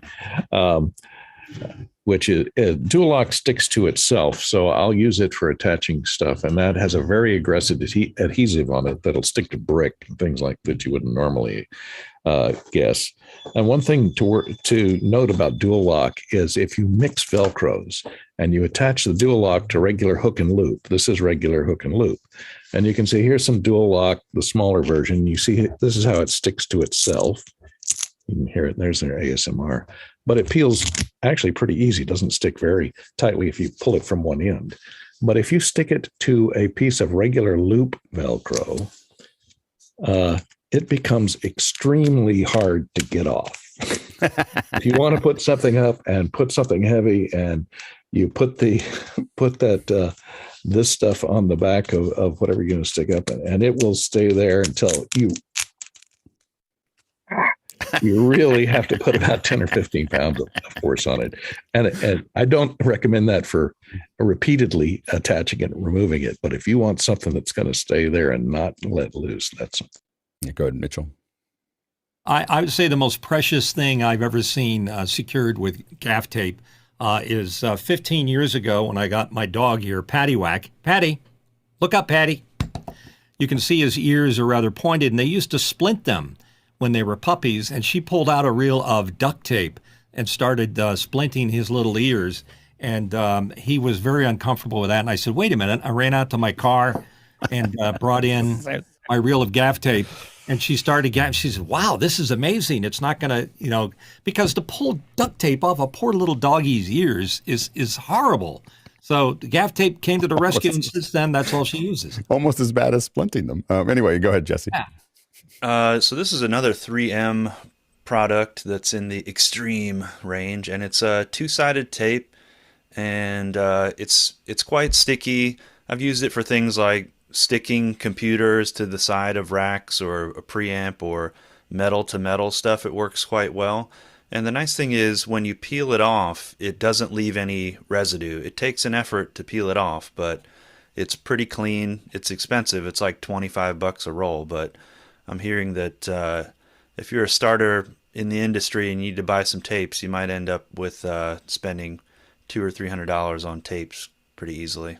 Yeah, go ahead, Bill. But this is a that's good one. real quick 3M. to get to $200 or $300 in my experience, because the really good gaffer's tape is not cheap. You don't usually get it for $9 or $10 unless you're buying it in huge bulk. I've paid as much as $17, $20 for a roll of gaffer's tape, and it's generally been pretty good. Although there are a lot of gradations in between. What I was going to say is, Courtney, thing about the hook and loop and the rest of that. In Arizona particularly, because I spent most of my career working there. Things would not loosen at the Velcro stage. They would loosen at the adhesive on the back of any of those sticky tapes. So just be very careful. I've actually had the point where if there were two things that really needed to stay together, I would not only use Velcro tape, but I'd put a small like machine screw or something like that through the Velcro to keep the sticky part on whatever I'm trying to secure. Hey, go ahead, Courtney. That's a very good point, because heat is the enemy of adhesive. I found this Gorilla tape makes a gaffer tape, and it has an extremely aggressive adhesive on it. much more than I find regular gaffer tape, and it's vinyl coated, so it's pretty waterproof and stays pretty waterproof. But yeah, that is if you can mechanically attach something, and a lot of times I'll have a piece of Velcro that'll let go because the adhesive lets go, because that 3M adhesive is only good for so long. I also use well, maybe we'll get into Velcro a little bit later, but I also use contact cement. If I have if I have a piece of Velcro that lets go, I'll put contact cement on both sides, let it dry for a few seconds, and then stick it on. And that adhesive isn't vulnerable to heat.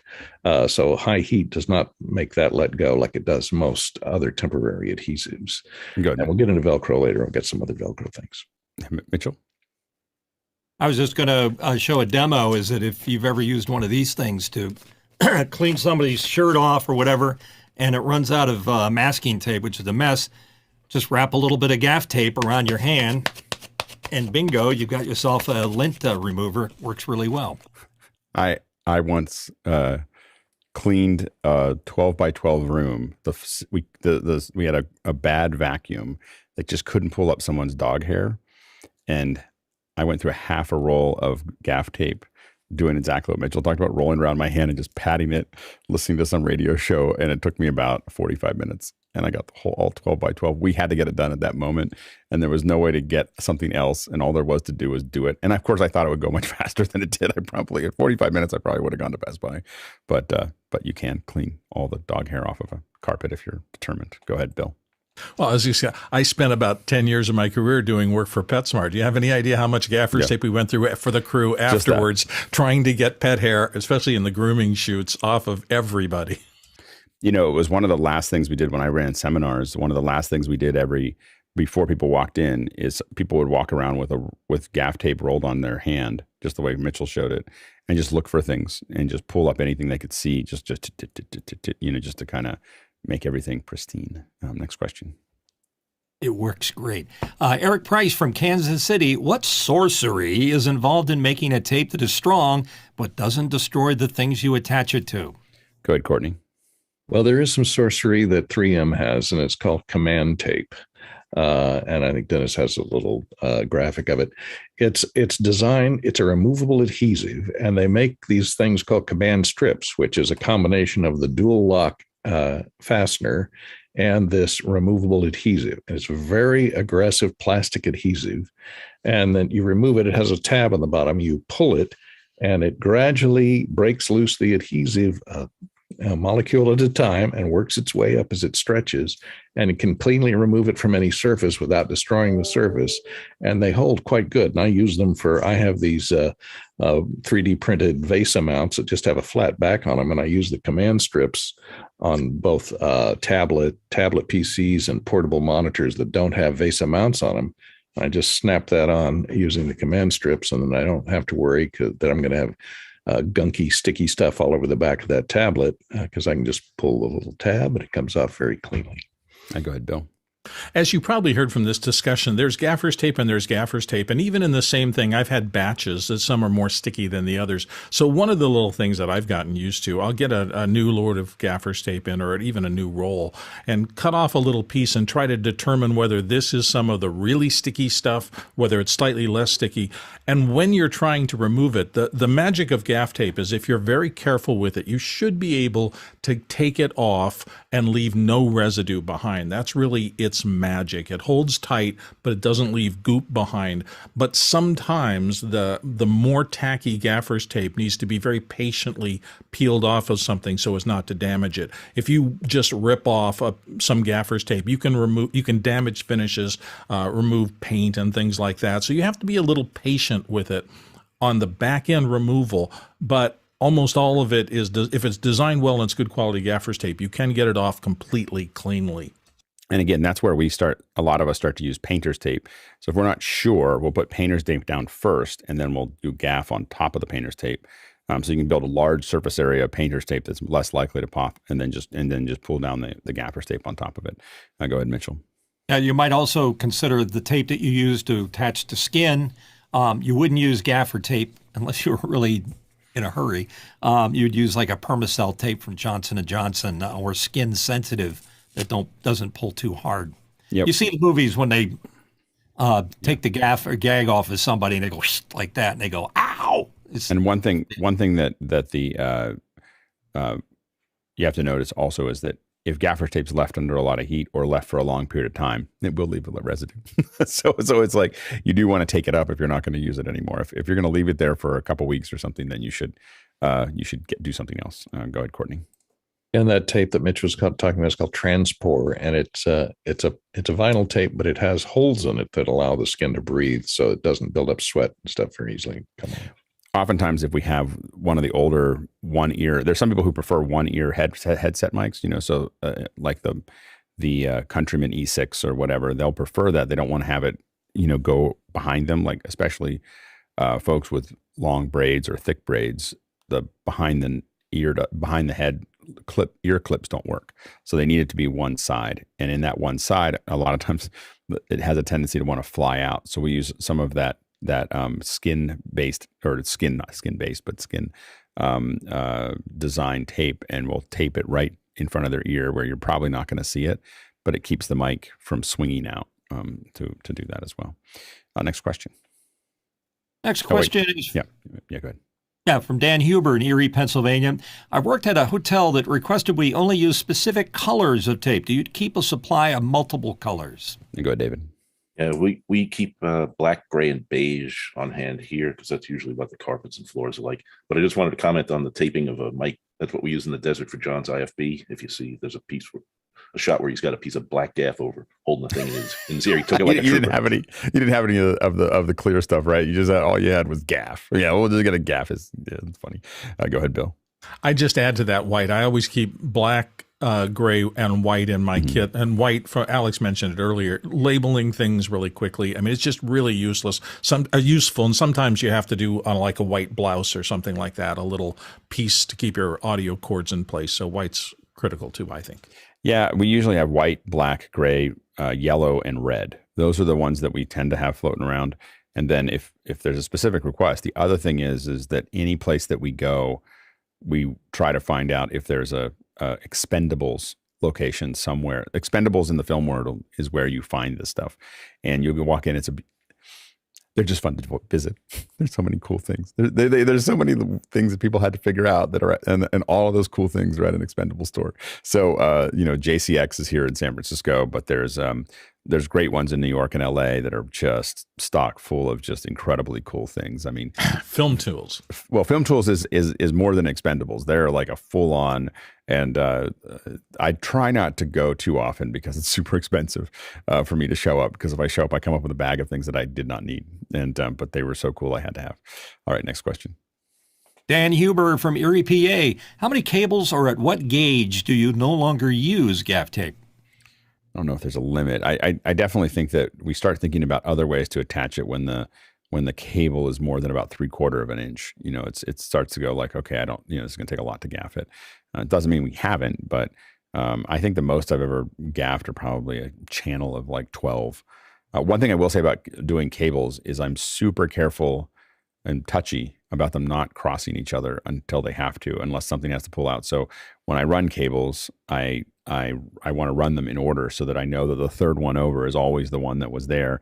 I also think about it when we pull cables, and sometimes we'll lay everything out and then pull everything up and put it back down just for a second, so that as cables have to go off, like let's say for cameras or something like that, they're on that side. Like you think about which one has to peel when, and you put them all on that side so they all peel out to where they need to go and they're not crossing over. So if you have a camera over on one side, don't put its cable on this side. You put it on this side, and you want to know what's there. And sometimes it gets messy after a while, but if I lay that out nicely, I'll usually put the next line of cables on top of it. Like I won't pull that part up because I figured it all out. I don't want to figure it out again. Go ahead, Bill.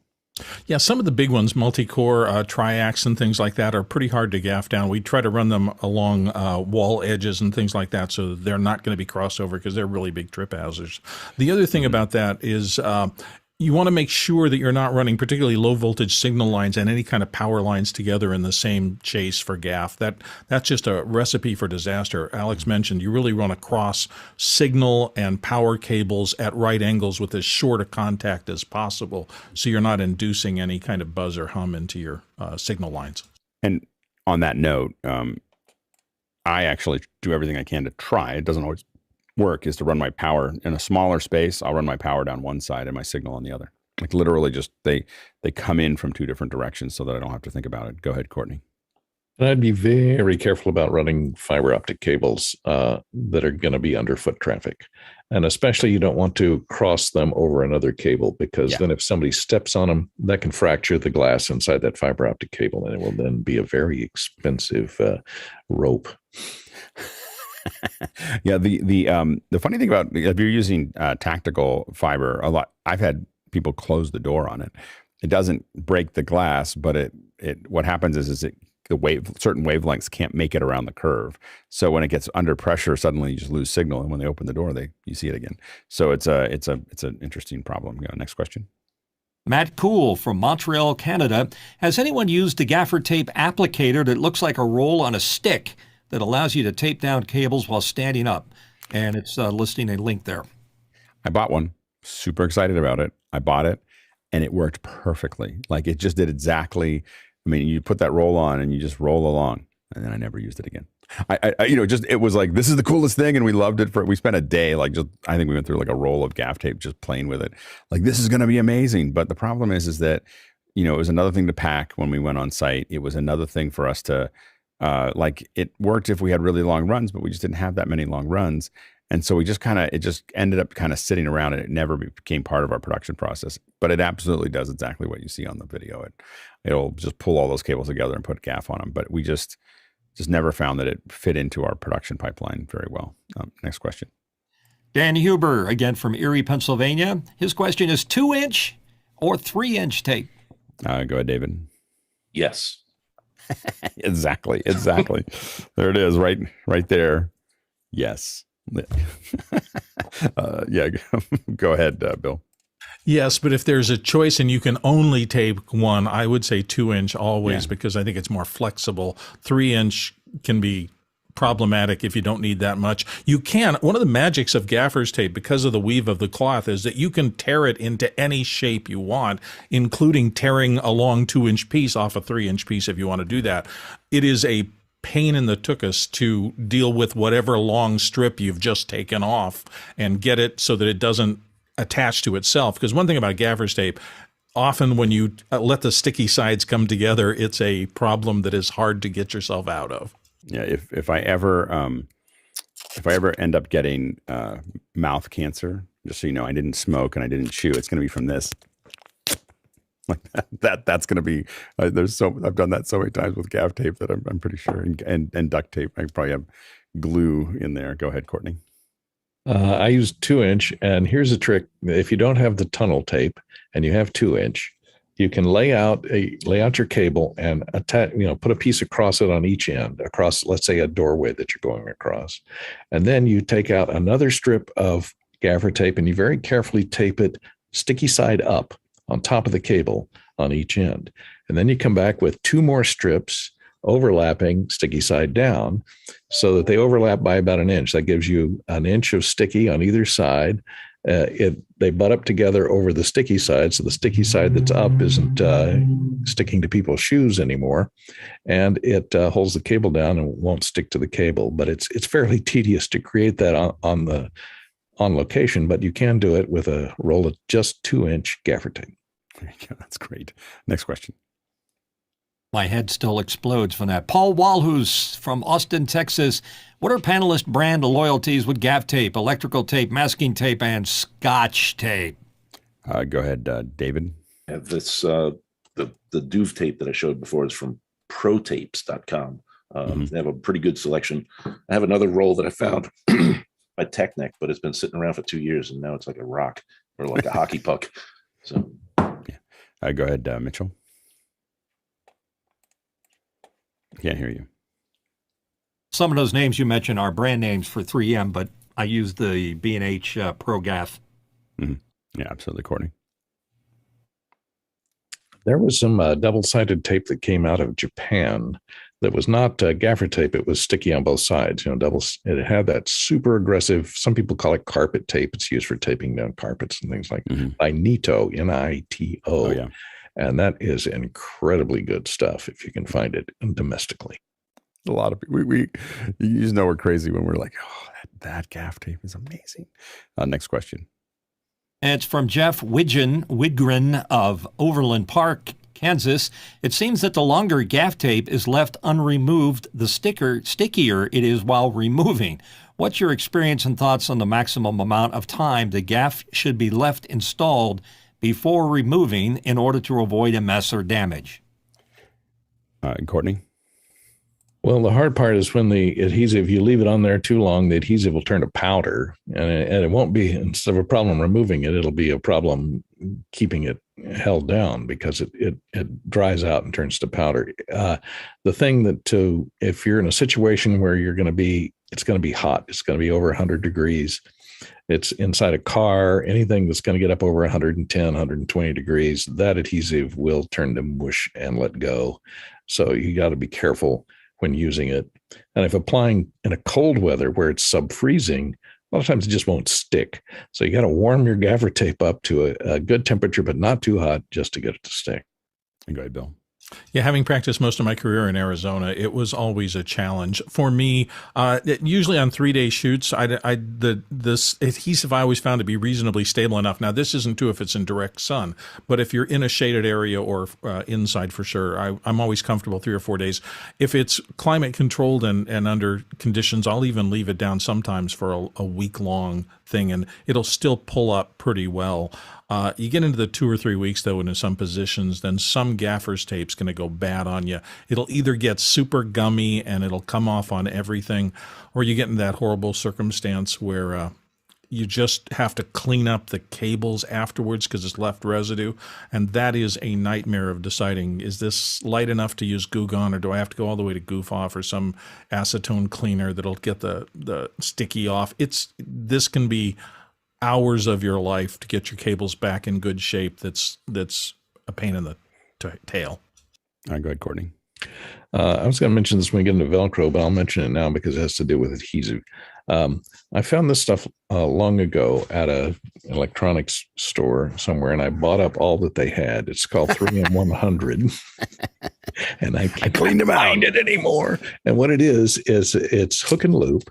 It's got hooks on one side and loop on the other side, and a polyester backing in between. So there's no adhesive on it whatsoever, but you can wrap it around cables, and of course it'll stick to itself. And so you can use it to secure cables, and cut it to any length. And that polyester is really strong. It can support, several 100 pounds without tearing or breaking. And I can't find it anymore. Next question. Vincent Alvarez from Bellingham. Is there a stickiness rating for gaffer tape, or do you have to rely on brand names? Do any brands carry various levels of stickiness? I think that we need to design our own and then put it up on our site. We just rate them for stickiness, but we have to think about probably we'd probably have to have something where we have a piece of it, we design the test, and then we have a piece of it, and then you like roll up a weight, like you just kind of pull something that has like a digital weight to it, and then as soon as it pulls apart, that's the stickiness. We should think about that. That would be good. That would give all these we get. It needs an SQ, a stickiness quotient. There'd be there'd be a lot of visits. I'm just saying there'd be a lot of visits to our website. Just like if someone just sticky rating. Next question. Yuck.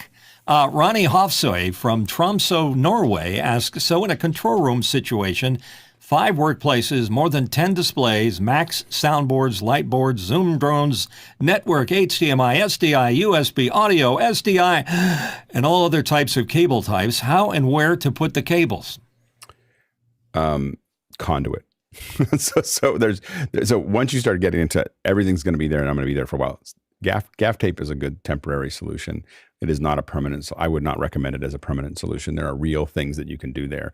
So for things there's number one is if I'm moving a bunch of channels around, I want a snake. I want a snake that's pre-built. And there's companies like Clark Cable and other folks that will build them for you. Even if they'll give you a 10-channel audio snake or a 10-channel video snake or whatever. And so you can just buy them that way, and then they pop out and they splay out as needed for what you want to do. Another thing that we use are looms. So a loom it's like a mesh that kind of opens up, and you can just run cables through it. And we'll build looms a lot, and then we usually tape them at the area end so things don't slide in and out. And we've used them a lot. They're pretty hard on your hands if you don't do it right. So the edges are a little rough, and so you can end up with a pretty roughed up hands if you loom. I've loomed hundreds and hundreds of feet in a given day, and it can, if you don't get your hand right in it just right, it'll really pull against it. It won't hurt that much, but by the end you're pretty raw. And then the conduit is a really good one, where you have basically these are big channels and they have holes all going down about every inch. And what you can do is you can run everything down the conduit and then just splay them out as needed. And combining conduit with 80/20, so if you're building your studio or whatever with 80/20, they have like attachments and everything else for the conduit, so you can just kind of run up and down the channels. Go ahead, Bill. Yeah, I was going to, a lot of the media furniture, if you buy a desk for that, it'll have a cable tray or a raceway or a cable channel built into the back of it. It's very much what Alex is describing. It's usually a 3-sided metal kind of square thing with an open top, and it's designed with with little holes all the way along so that you can bring cables into it, run to the next piece of equipment, and then if you need to come into one side of the desk and go out the other side of the desk, that's pre-built. And you can get that stuff from some of the better purveyors of wiring equipment and just build them yourself. Go ahead, Mitchell. I built a whole studio once with PVC plumbing conduit. It comes in all kinds of sizes, available at Home Depot or any convenience store. You can stick it together. You can put junction boxes. You have to plan ahead because it doesn't have the holes in it like Alex was mentioning. But in a pinch, it works great to keep cables together and out of the way. I go ahead, Courtney. And there's something called spiral cable wrap. Forgive me, I didn't have time to get this to our graphics department, but you can get it on Amazon. It's this plastic, coiled piece of plastic that you wrap around the cables, and that way it allows you to split cables out at any point along the length of it and then continue with the rest of them. And you just wrap it around the cable as you go along, and it keeps them all together. Now go ahead, David. Yeah, and again, I'll push. TechFlex has that looming product that you mentioned. They make one that's similar to the carpet channel, where it's a Velcro enabled one, so it's kind of a temporary but quick to build out. They make ones with little zippers too. You can have ones that'll zip along as well. They're kind of cool. Next question. And the next question from Paul Valhus of Austin, Texas. What's the shelf life of the various tapes? David. As I said, this one was about 2 years, and it's a hockey puck. Right. Yeah. So. I've definitely had things for years. I think it depends. Which one is that? Which brand? The Technic. Oh, right. Yeah. This Rockport that I have, I've had like a bunch of these for probably 4 or 5 years, and they work just the way that they did when I got them. So I think, it definitely depends on that stickiness quotient that we talked about earlier. Go ahead, Courtney. And be careful when you're storing them that you don't throw them in a drawer or something where something is going to bang on the edge of them, because something that hammers on the edge will stick layer to layer, and then you'll have a hard time when you're going to try and peel it. It'll tend to tear every time there's a little chunk on the side of it. So be careful about that. The way we always on the set, there's always a thing called a tape roll, and somebody just takes about a 4-foot length of sash cord and puts all the rolls of tape on that sash cord, ties it together, and you hang that on a hook on the dolly. And if you're looking for any kind of tape, you go to the tape roll. There's gaffer's tape, there's plumber, painter's tape, there's black, paper tape, etc. And you can find anything you want. It keeps it all together and keeps them from getting tangled with each other. Next question. From Kenneth Jones in Seattle, Washington. When removing gaff tape, a residue remains on the floor. What's better than Goo Gone? Very few things. Mitch has it. Mitch has it. What do you got there, Mitch? Goof off? It's goof off, but it's a relative of Goo Gone. They both smell horrible. Yeah, good, Bill. I think they've changed the formula, though. Goof Off used to remove everything, and you had to be careful because it would remove all the way down to the paint. The last time I bought a can of it and used it, it seems like they've dialed it back. It might have been a carcinogen or something like that, but that used to be my go-to final. Yeah, go ahead, Courtney. Yeah, there used to be naphthalene, which is like lighter fluid, which you can still use in a pinch if you can still find cigarette lighter fluid to use. But bear in mind that it will dissolve some plastics, so you want to be careful and test it on whatever you're using it on. The Goo Gone, I believe, uses an orange oil base these days, which is not quite as aggressive as the naphthalene is, and it'll dissolve the adhesive, but won't necessarily dissolve the plastic under the adhesive. You'd be surprised at how much Diet Coke can take adhesive off of a floor. It should be a reminder you probably shouldn't drink it. So anyway, like someone, I used to drink a lot of Diet Coke, and I have a habit of, if I need to get stuff off the floor, I just drop a little bit of it on the floor, and that's actually, and just pull it right up, and that actually persuaded me to stop drinking it. Next question. Chris Widener of Lafayette, Indiana. Standard gaff tape doesn't water seal. What's your go-to tape then? Next step is gaff tape. I'm sorry, duct tape. Duct tape is waterproof. Go ahead, Courtney. This Gorilla tape seems to be pretty waterproof because it's vinyl coated. There's also, what's the name of the guy that sells that stuff that sticks, that has a putty, and I have some of it that's a spray that's basically a Flex Seal. Flex Seal, that's it. They make a Flex Seal tape that is waterproof, but it's kind of overpriced. Good, David. Say the Flex Seal. That guy built a boat out of a screen door with it. Next question. Oh, dear. Next question comes from Lenny Nelson in San Antonio, Texas. What's the best way to store or transport all the tapes? Good, Bill. Well, the way I used to do it is I take a carabiner, then I take what's called trick line, which is a heavy black cloth string, and I'd put the string through all my rolls. Then I'd put some kind of a bow or something like that so I could take them off if I needed to. But that carabiner with some sort of rope or something through a whole bunch of rolls is our standard. It's great because you can hang it on the side of a production cart and then remove it. And if you use the carabiner and with a clip on it, then you can take a roll out of it and put the whole rest of it back. Next question. Andrew Lipnick from San Francisco, California. Velcro or black tie line to tie up the cable. I find tie line works best because Velcro tabs get stuck to carpeting and often cause tangles when striking cables. I use Velcro on my cables. It's just easy. When we have tie lines, people tie them badly. And so they come open and stuff like that. And the Velcro has less error among the crew. Go ahead, Bill. Well, there's also, I used to get all sorts of promotional pieces of what are they called? Those, everybody knows, the little cable ties, the Velcro ones that are specifically made for this. So it's not using that. And those tend to work really well. And they did so much, so I bought a whole bunch of them. And that's what I've used over the course of years. I tied them for a long time with trick line, but trick line is a particular product and it frays at the ends. So unless you do something about taping off the ends, which I thought was too much problem, you have to replace them every once in a while. Go ahead, Courtney. Yeah, I use these. You can get them from Home Depot. That they come in a strip. Those are the guys that are dual sided. Loops on one side and sticky on the other side. But they do, as he says, tend to stick to each other if you got a bunch of cables on top of each other. What I used to use for years was shoelaces. You get a shoelace, about a 24-inch shoelace, and you tie it in a square knot around the cable, and then you just loop it around and tie it in a bow, just like you're tying your shoes, and it doesn't stick to anything else, and you can quickly let it loose just by pulling one in. Go ahead, Mitchell. Lacing tape, I think you were referring to, Courtney, there at one point, because that's the old way that we used to tie tape. It's a waxed string that you wrap around, then you go like here, and then you wrap it around, you go like here, and move along the line. And David?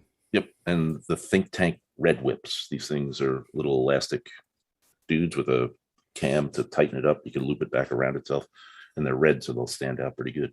That's great. Next question. Guy Cochran from Seattle, Washington. How do you use gaff tape to mount a mic? There's a couple different ways of doing that, I think. So one is that a lot of times we get mics that are too thin, like a shotgun mic, and we want to put it in something that was kind of built for handheld, like a little stand. And there we very carefully build basically an O-ring, that is the right width of that, and that we can pop it in nicely into that piece there. So, Bill, you got an open mic. I was throwing it to Bill. He had asked earlier. Well, somebody asked that question too. And I believe he didn't have his hand up when I started. Triangle. For those listening, I forgot to put lav. I just want to put in perspective. If I ever answer an answer first, it means that nobody has their hand up. That's the secret inside thing. So anyway, go ahead, Bill. Well, I didn't see it coming, but yeah, there's a traditional thing. In fact, this was in some of the audio people's thing. It's how to mount a lav mic to somebody when you don't have a clip or somebody else, and you use what's called a sticky triangle. So I took a piece of gaff tape. You can probably see the way I did it. I just literally put the sticky side out and made a loop that is approximately a square. Then you want to take that square that is sticky on both sides but no sticky in the middle, and you want to form a triangle out of that. So you roll it over on itself. Then you're going to take the lavalier head and you want to keep it popped out just a tiny bit over, oops, I got to make sure I'm on camera, over the line of the flat side. Then you can take that and turn it in here, and it does two things. So I'm going to take this sticky triangle with a mic lid out, put it inside somebody's clothing, and then take another piece of gaff and put it on top. As you can see from looking at it straight on, it provides just a little bit of space between the mic element and the clothing, so it eliminates a lot of rustle and things like that. And then you're probably going to do a loop at the bottom of this and tack that inside their clothing as well, so you have some strain relief. So it's the quick way to mount a lavalier that doesn't get a lot of clothing noise if you don't have the actual mounting stuff for that mic. Go ahead, Courtney. And one thing that a lot of soundmen use is something called top stick, which is toupee tape.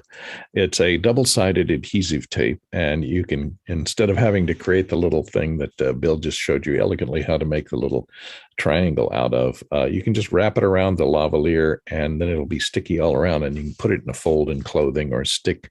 If you've got two pieces of clothing that are rubbing against a lavalier microphone, you can put a little top stick between them, and that'll tie the two pieces of clothing together so that they won't move and rub across that. And if you're attaching something to someone's skin, make sure you use a surgical tape like Transpore that I mentioned earlier. Just look for it. 3M that's a 3M patented name, Transpore. It's designed for sticking to skin. It sticks pretty cleanly, and it doesn't leave a residue and is non-allergenic.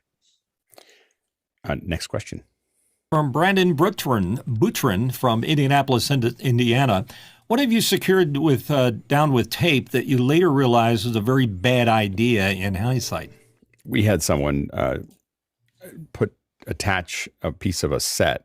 It was like a little string that was part of a set to the ceiling of a house, and the house was pretty nice. And I had made it pretty clear that we can't do that.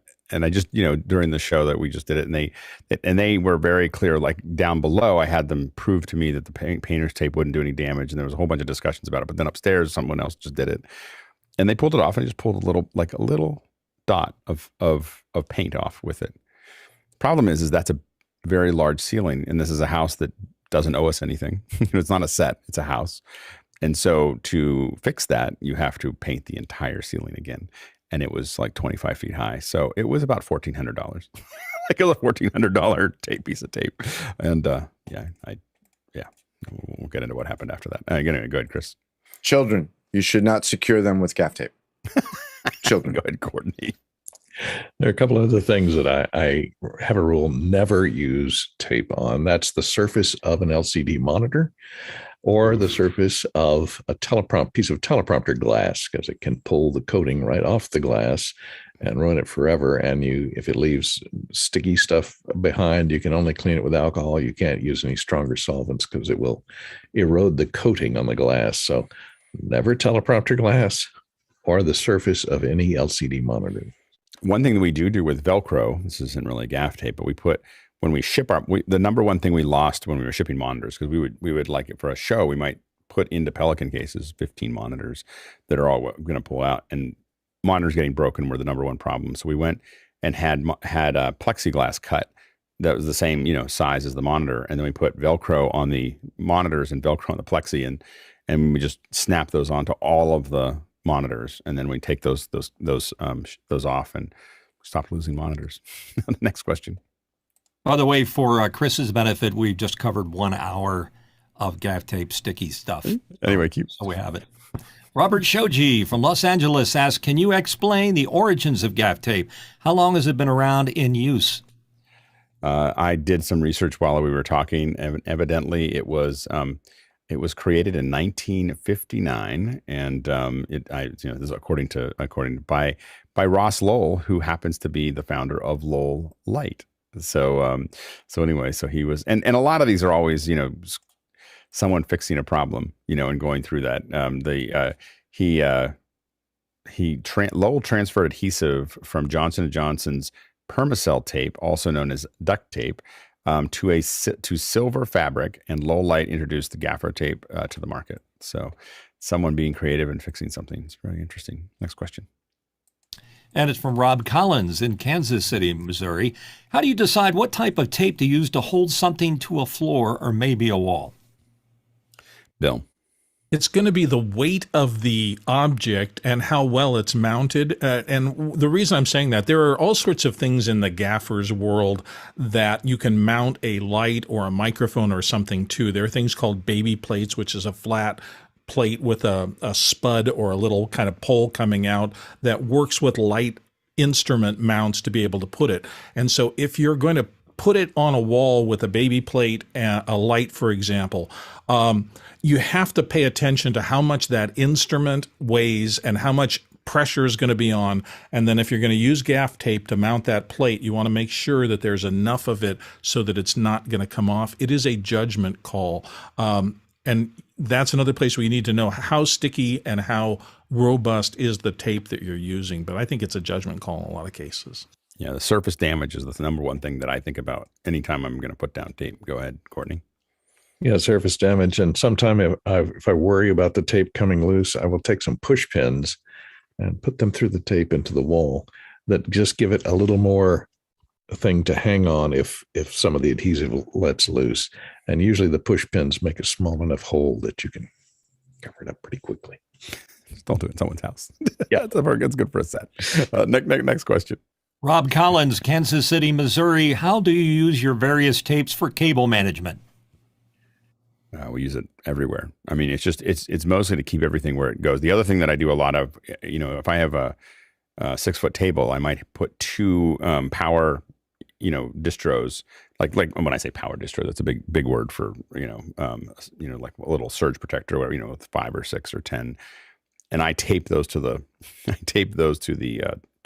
table so they don't move around. Because when you're nothing worse in production of trying to pull cables out, and these are just to plug in your laptops and stuff, and having them all move around and be messy. So, but I use them a lot to create channels of stuff and just to make everything look orderly. So a lot of times I'm using these, not, sometimes it's that people don't trip over them, but then when we do the final pass, it's to just make it look like everything's in order. Go ahead, Bill. There are just so many ways this stuff saves your tail end. For example, I need power over here and somebody brings out a power strip. I'm going to gaff tape down 2 ends of that, leaving all the outlets open. That's just one of 1,000 different kinds of circumstances where these various kinds of tape solve real-world problems in the field every single day. Yeah, go ahead, Courtney. I almost never use tape for cable management because I hate it when the adhesive gets onto the cables, and that's why I use the now impossible to find Velcro tape. Or in a pinch, I will take a piece of gaffer tape and I'll tear off a short piece about 3 inches long and put it adhesive to adhesive in the middle, and then wrap that around cables so that no adhesive ever touches the cable itself, but it then makes something you can hang or hold the cables up if you're going to fly them over something. Next question. Let's see. Lou Perez from Queen Creek. Have you ever used fusion or cold shrink tape? It only sticks to itself and great for sealing connections. I have not used that. Go ahead, Courtney. I use it all the time. It's silicone tape. I found some in Army surplus. It's a neoprene or silicone. The neoprene tape is very interesting because there's no adhesive on it, but it bonds to itself if you just hold it, and the temperature from your body will fuse the 2 layers of neoprene together to a very strong hold, and it doesn't leave any adhesive behind. And yeah, there's something called fusion tape. Somebody started marketing it under that name. They make it in different colors. It's heinously expensive, but it's a silicone-based tape that will bond to itself, but is not sticky at all. That's great. We made it. We did what looks to be a little over an hour of discussion. Just saying. Anyway, thanks to our producers for all the great questions. I guess we had one more. Chris, sorry about that. Next question. Yeah, Chris Widener from Lafayette, Indiana. What do you call tape that sticks to only itself? Chris Fenwick. defective. It's just defective. Congratulations, Alex.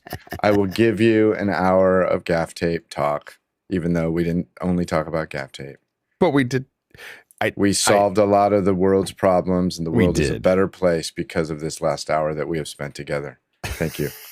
Thank you for making Did you this notice that happen. no matter where else we went, we always came back to gaff tape? Yeah. See, so if we just said gaff tape in it, that I feel like that really, kind of brought that back together. So next Friday, can we do C47s? Yes. Yes, we can. Let's talk about C47. Clothing should Pine or birch? You know what I would say is I think that we definitely could talk more about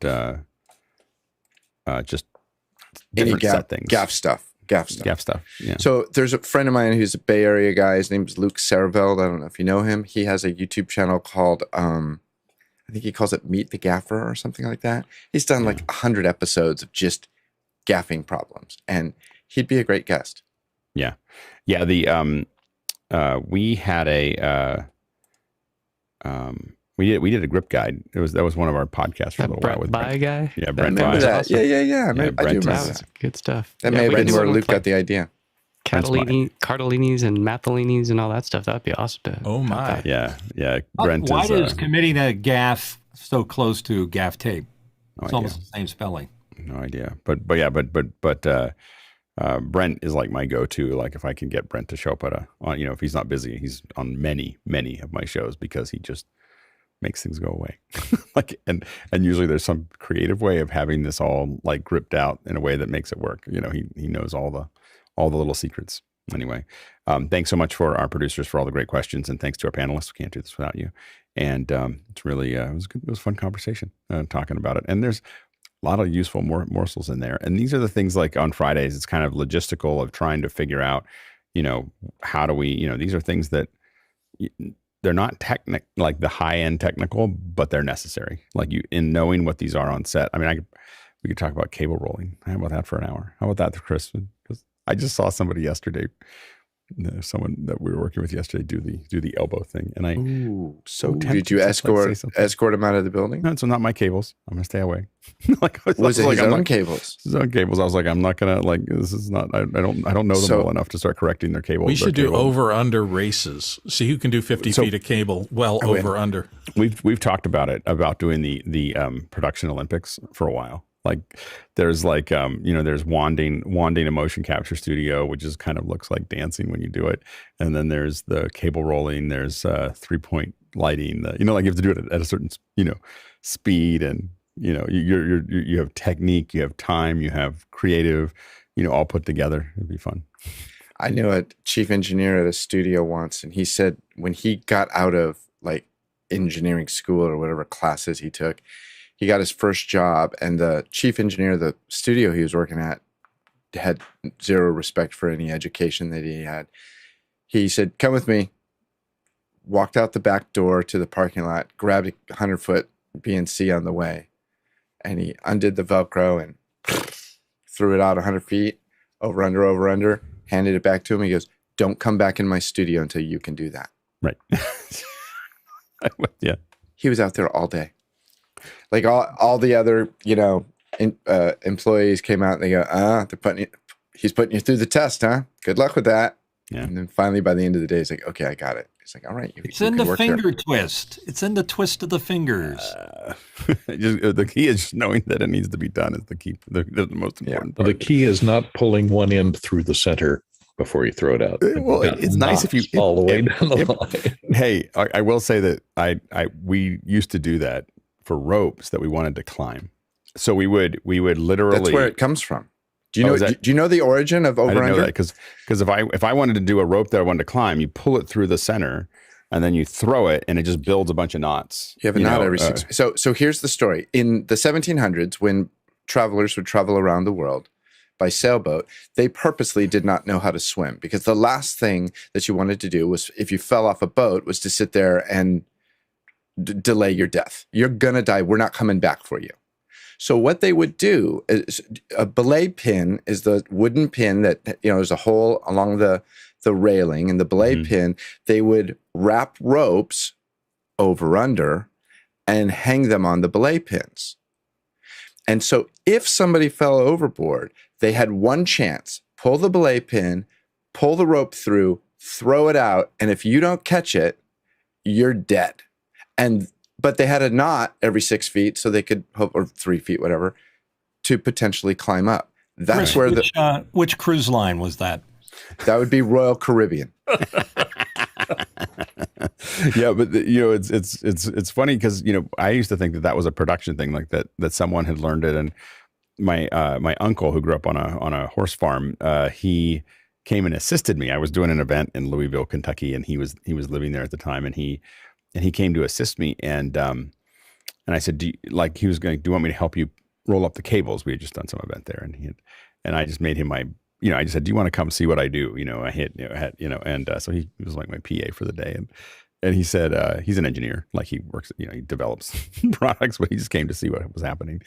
And I said, yeah, have you seen over under before? And he's like, I don't know what over under is. And I said, well, this is what you do. And I said, you do over under. And he goes, oh, you just do it like a rope. He said, so you're just doing, so it's not really a production thing. It's more of that's how you do a rope. If you're roping cattle or whatever, I'm fairly certain that my story is accurate, and that would make it a sailing thing. Well, that's a sailing thing. No, it's still rope. I didn't say it was a farming thing. I said it was a roping thing. Anyway, so but I know I was trained to pull it through and throw it to get knots to go up things. So anyway, Chris, to his benefit, a rope is something that is not a line. A line is in sailing. So many the name's different. So many nomenclatures. All right, now we're really going to stop the show because I have to go to work. So anyway, thanks again to our producers, thanks to our panelists, and we will see you tomorrow as usual. I bet you thought they were never going to end. We just kept talking and talking and talking. They rolled the credits 20 minutes ago, Alex. Chris is not that type of tape that sticks to itself is called self-vulcanizing. I think we need to do a second hour on how to whisper because Chris doesn't know how. I know how. Also whistle. Called amalgamating. I can whistle.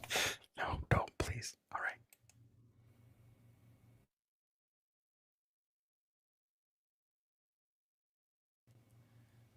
Bye-bye. See ya, Courtney. Adios.